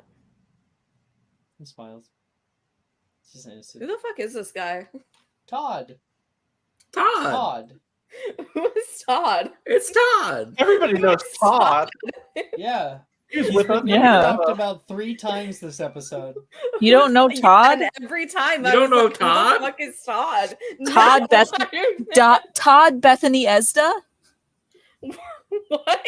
You didn't see him attack the Todd fucking with? Howard? God powered.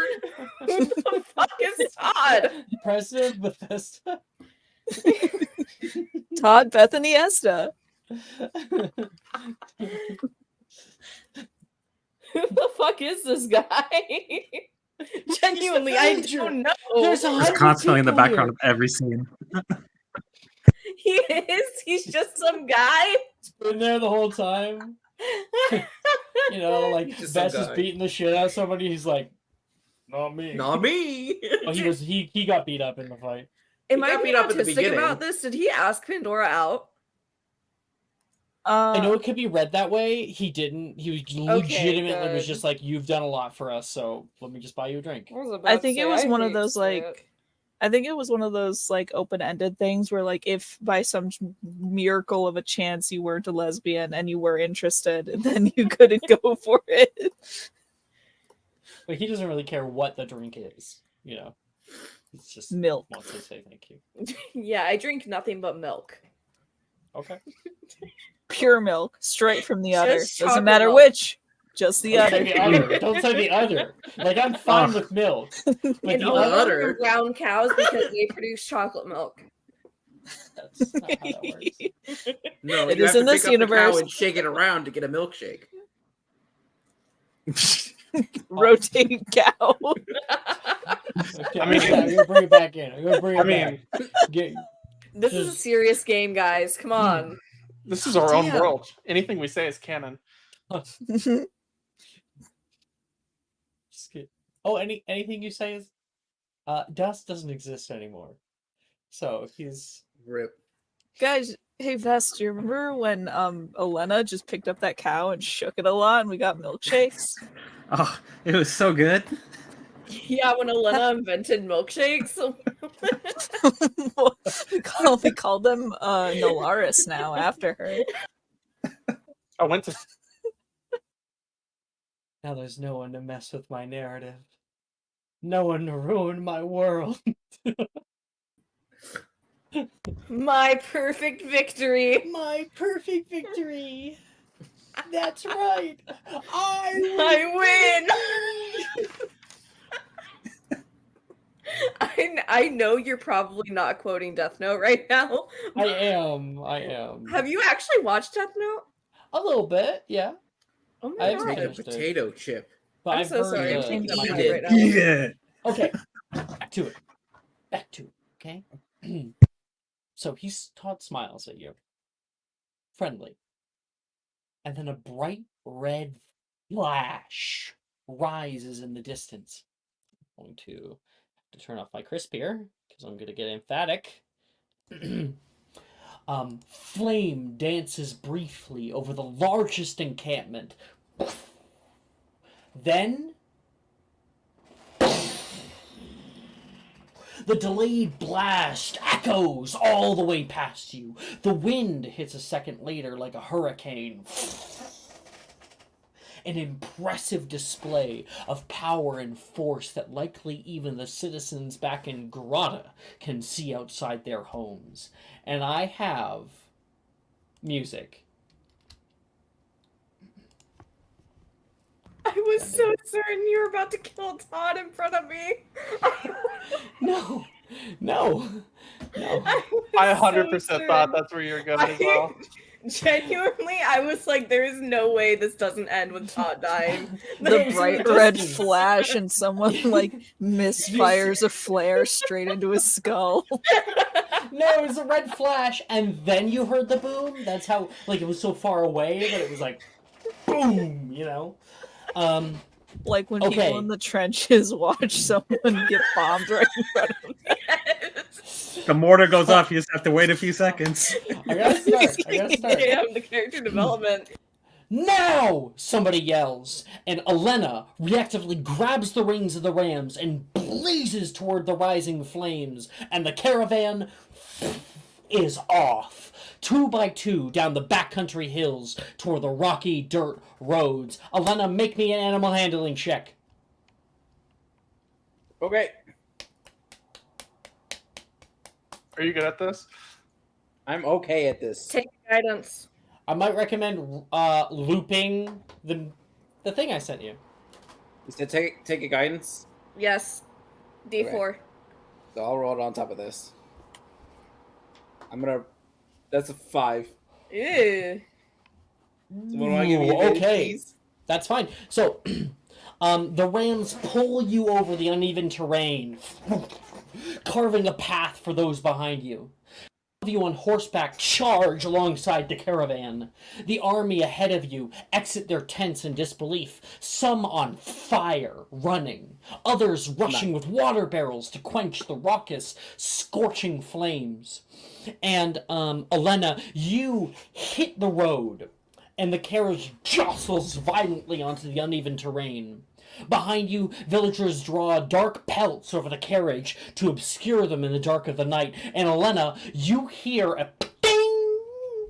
And you look down and you can see the joint that connects your cart to the rams is like rattling right now. As if it's going to break off on one side. Can I go over? I know I have to control the cart. Yeah, you're holding it, so if you want to do the same, like, if you want to do it right now, let's fucking do it. Make an acrobatics check to get in there. Yes. Acrobatics, not athletics? Acrobatics. Alright. You still have guidance. Alright. Indeed.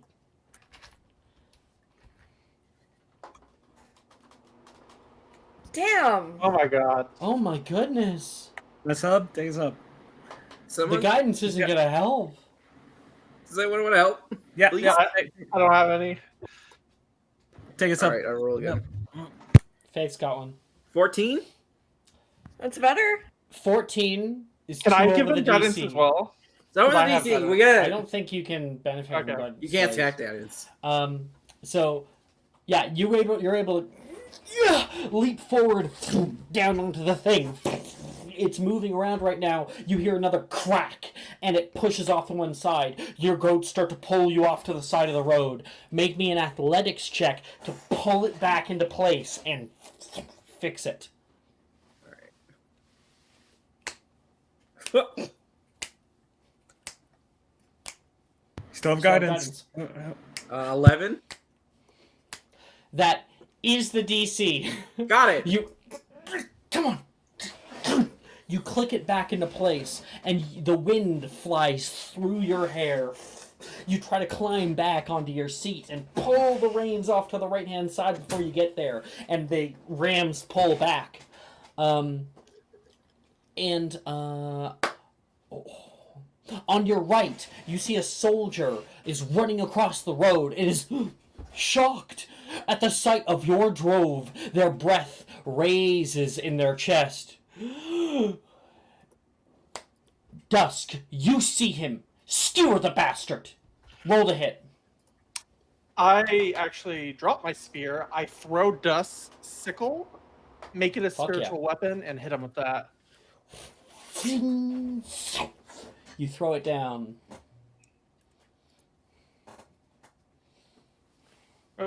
One second, I rolled the wrong way. 13. 13. That does not hit. Any helps? Use my last subscriber. Sure, thank you. We're rolling bad today. Well, we need it most. 16. 16 is his AC. You strike true and you pierce the man's heart like a great kebab. He burns to ash in your wake, and the ethereal weapon disappears back into your hand. Just later. posting the art again just for Brooke's sake. For the sickle? Yeah. Yeah, it's a cool fucking sickle. Okay, up ahead, Hale and Vess, the two of you, the gate awaits. You can see the explosion that happened, and now the caravan coming in. It is so dark. It's like this black, long snake that is moving through the middle of this dark black night. Very easy not to spot amid the explosion in the distance. So, I want both of you to make acrobatics or athletics checks. Proficiency in acrobatics states that I must use that. Alrighty. 30-20 on athletics. 30-20. 22 on acrobatics. Yeah, you guys both get it. You climb up fast. The guards up top don't notice as you throw up, and their ankles are yanked out from under them. Hale flips up, locks her legs around the head of one of them, and flings them back off of the wall itself. While the other is pulled by Vess prone, and Vess, you sink your weapon into her chest, using it as a handhold to get up. The gate controls are here. You see a hefty chain and a large lever. Vess, I'm guessing you're the better of the two. Make me an athletics check. Hale looks at you like, this is you. Hale, you can offer the help action. For athletics? Yeah. Yeah. Or do you want to like?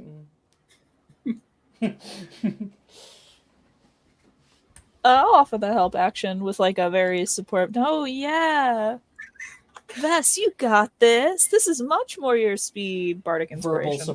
Verbal support. Do you say bardic inspiration? Yeah. Cool. D6. 1d6. Yeah. Cool. Yep, that's a 26. You look back like I needed it.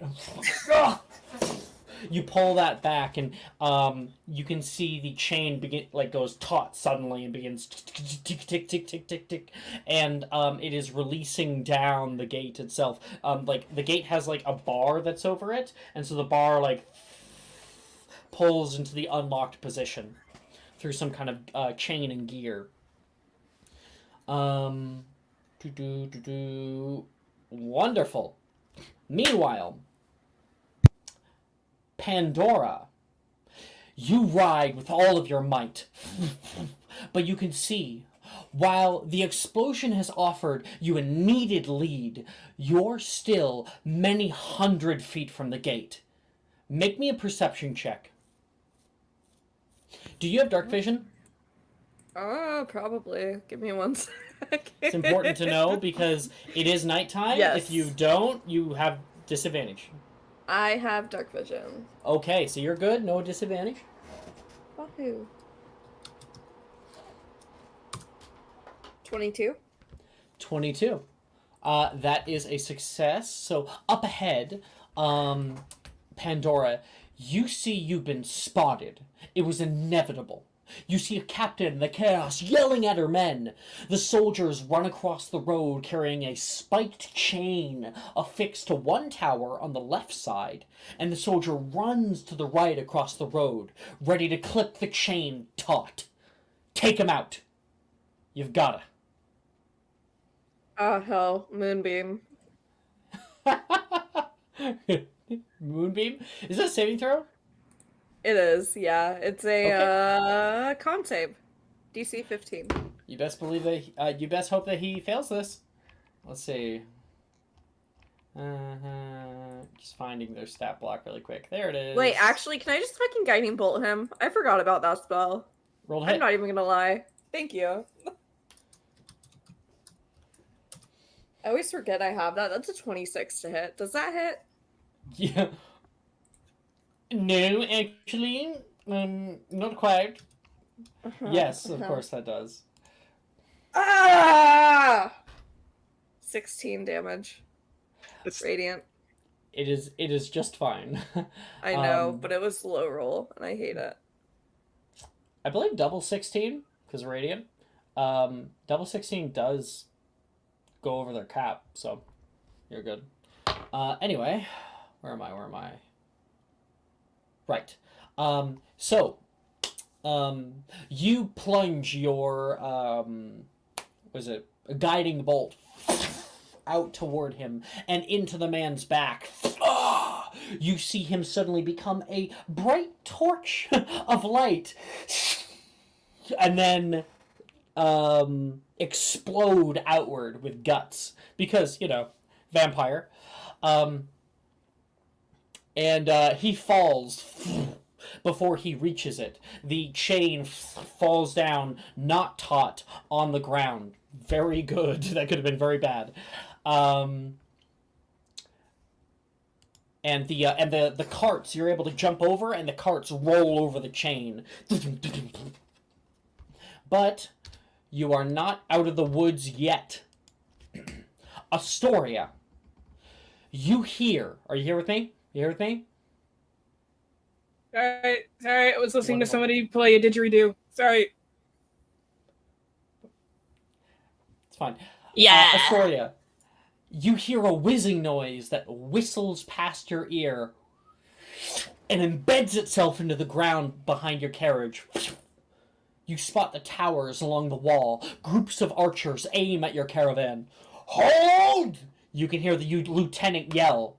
We're all going to get pelted with arrows before anyone even reaches the wall. We're so close to, only 100 feet. What do you do? Oh, fuck. I'm gonna get pelted with arrow. Okay. Does that count as someone... Hold on. Give me a second.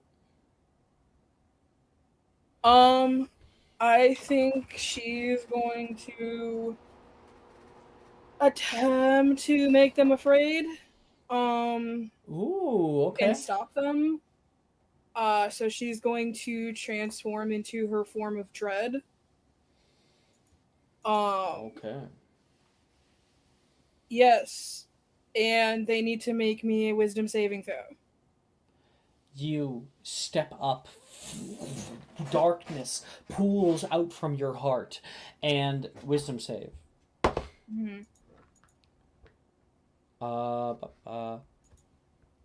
It's a 16. Yeah, that succeeds. You try to kind of push that out, and the arrows fly out toward you. Fire! You can hear the man yell down, and the caravan is pelted.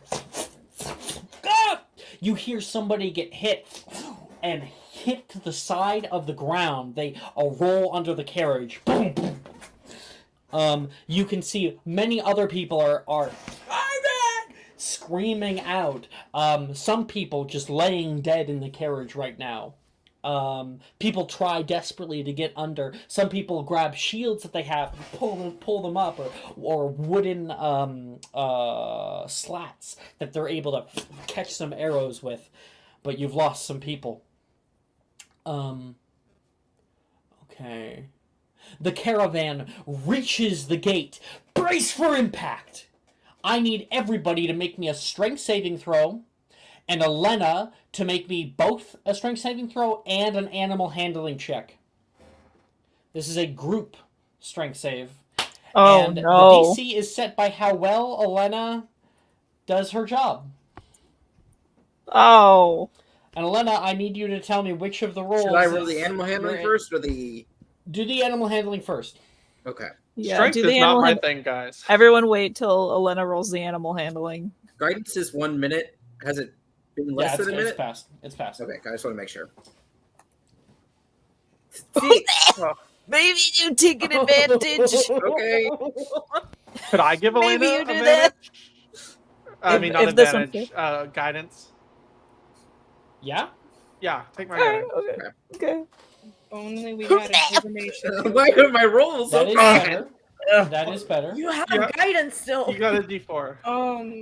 I haven't used mine, so you can take my subscriber if you'd like. I don't know how much will. it'll help. I will. Please just roll a number above I need 10. above 10. Jesus Just Christ. above 10. You're me with that stealth check yesterday. Okay. Plus There you two go. That's dice. that's out of spite. No, I think 17. 17. 16. 16. Oh, 17? 16. No, 16. Yeah, 16. Okay, which means that the DC is 9. Just right. So, Oh, anyone fucking- fail the strength save? We're rolling it Well, now. No. I have a +0 to Okay. this. Oh, yay. Okay. I don't think All so. right. We all got it. Bare minimum. There, we did it. Woo-hoo, We did it. guys. Okay, Teamwork Elena, you makes the dream work. grab onto the reins and like wrap your hands around them, pull them back, and whip forward. And those goats go wild. You direct your rams with as much force as possible. Their horns aim downward and slam against the wood of the gate. The hail and Vess up on the wall, you can feel it hit, and the gate, with the gate unlocked, the heavy wooden doors burst forth. Your friends up on the walls are gonna have to leap down to join you. Both of you make an acrobatics check. How far down is the wall? Very tall. It's like 80 feet up.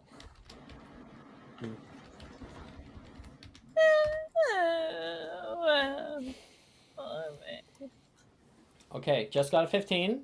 Fess? 19. All right. You both succeed. Yeah.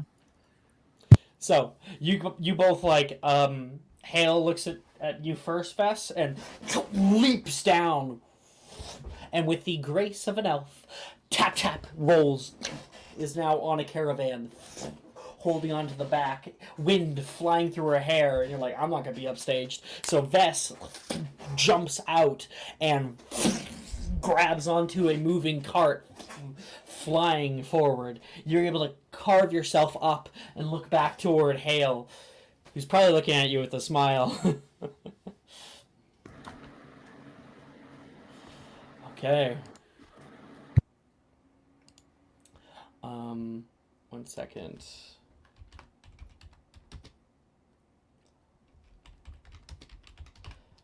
I'm turning off my music for now because you see ahead the road down to the mountain, awash with thick mist, a perfect obfuscation for your escape from this godforsaken place.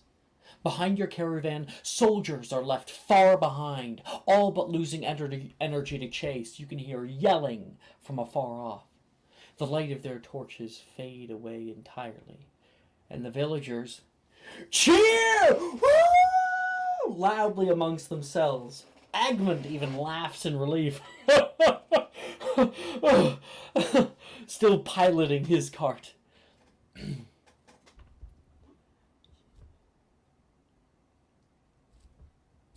How do you react to getting past the border?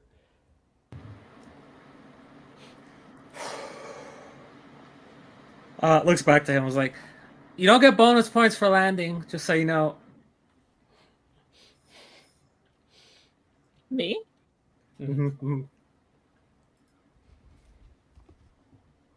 If I said that you got points too, would that help?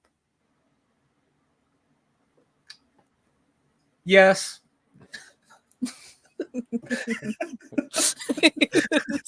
It's so honest. Dusk, how are you taking getting out of here? Conflicted. He's, happy not to be in danger anymore, but this is his homeland, and to see the blight that it's become, he kind of feels like he wants to do something about it, but he knows he can't do it. He knows he can't do anything alone, so he's going where the group goes for now. Do you say anything to anyone? I think actually Agmund might to you as he's like riding beside you. He says, "Oh shit! Thank the Storm Lord for me." I will. He's the reason we got out of this. That's for sure. Finally, a blessing in so long. We couldn't have done it without you, you know. And Astoria, how are you reacting to getting out of here? She's probably like still in a bit of shock, considering she just saw a bunch of people die. In fact, you're feeling like really, really tired. Like this really took a lot out of you. You gain 1 point of exhaustion.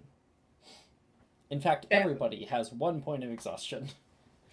Other than that, I think she's probably got nicked by an arrow or two. In the fucking kerfuffle of it all.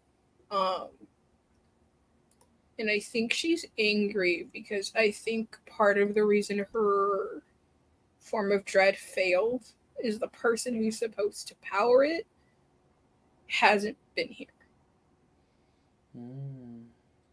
There's a resentment. Deep-seated She's rage. feeling abandoned. Where is he? Yeah. I think Pandora was left. Oh no, yeah, Lena and Pandora. Pandora, how are you feeling? Pandora is like, she's on this high of having like finally completed her very first adventure to make her an adventurer trademark.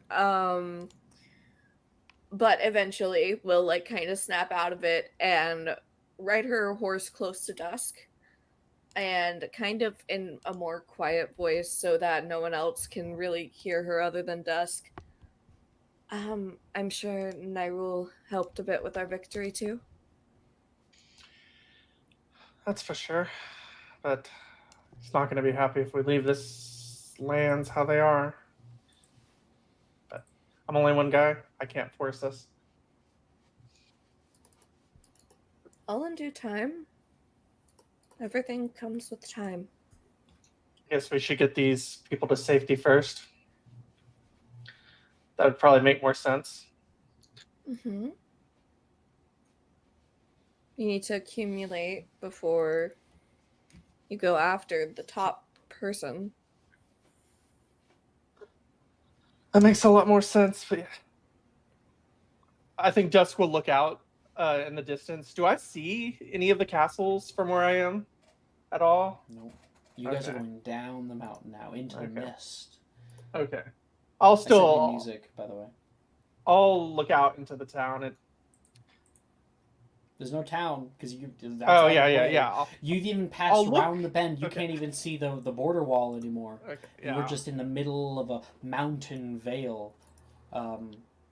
People are becoming more and more difficult to see, but you can see kind of the outline of them all moving together. You can hear the 20 carts or so that are moving with you. Yeah. I'll just say, what you say is smart, but sometimes I just want to move without thinking, go on instinct, do what I want to do now. But I think we'll have better results if we wait, plan things out. It's kind of funny. You and Elena are two sides of the same coin. And yet you don't trust her at all.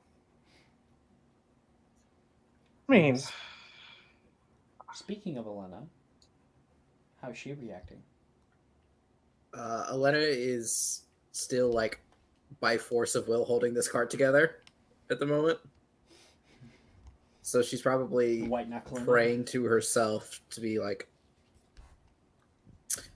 Ziel, give me the strength to lead these people to their salvation, so that when we return and bring your retribution.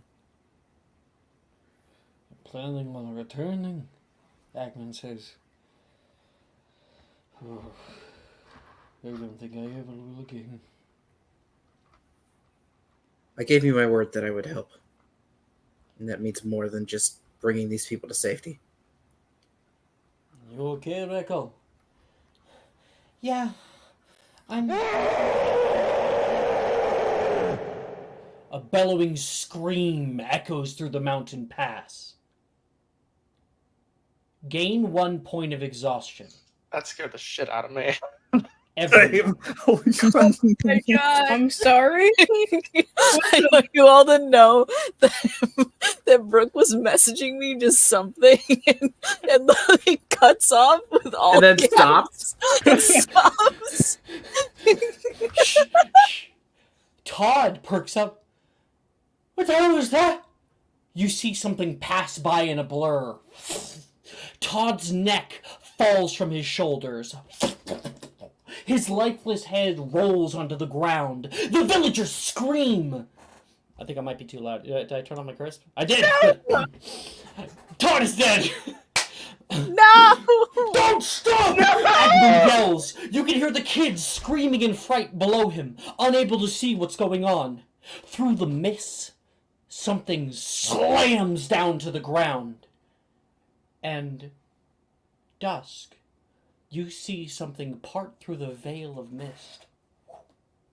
A horse is flung over your head.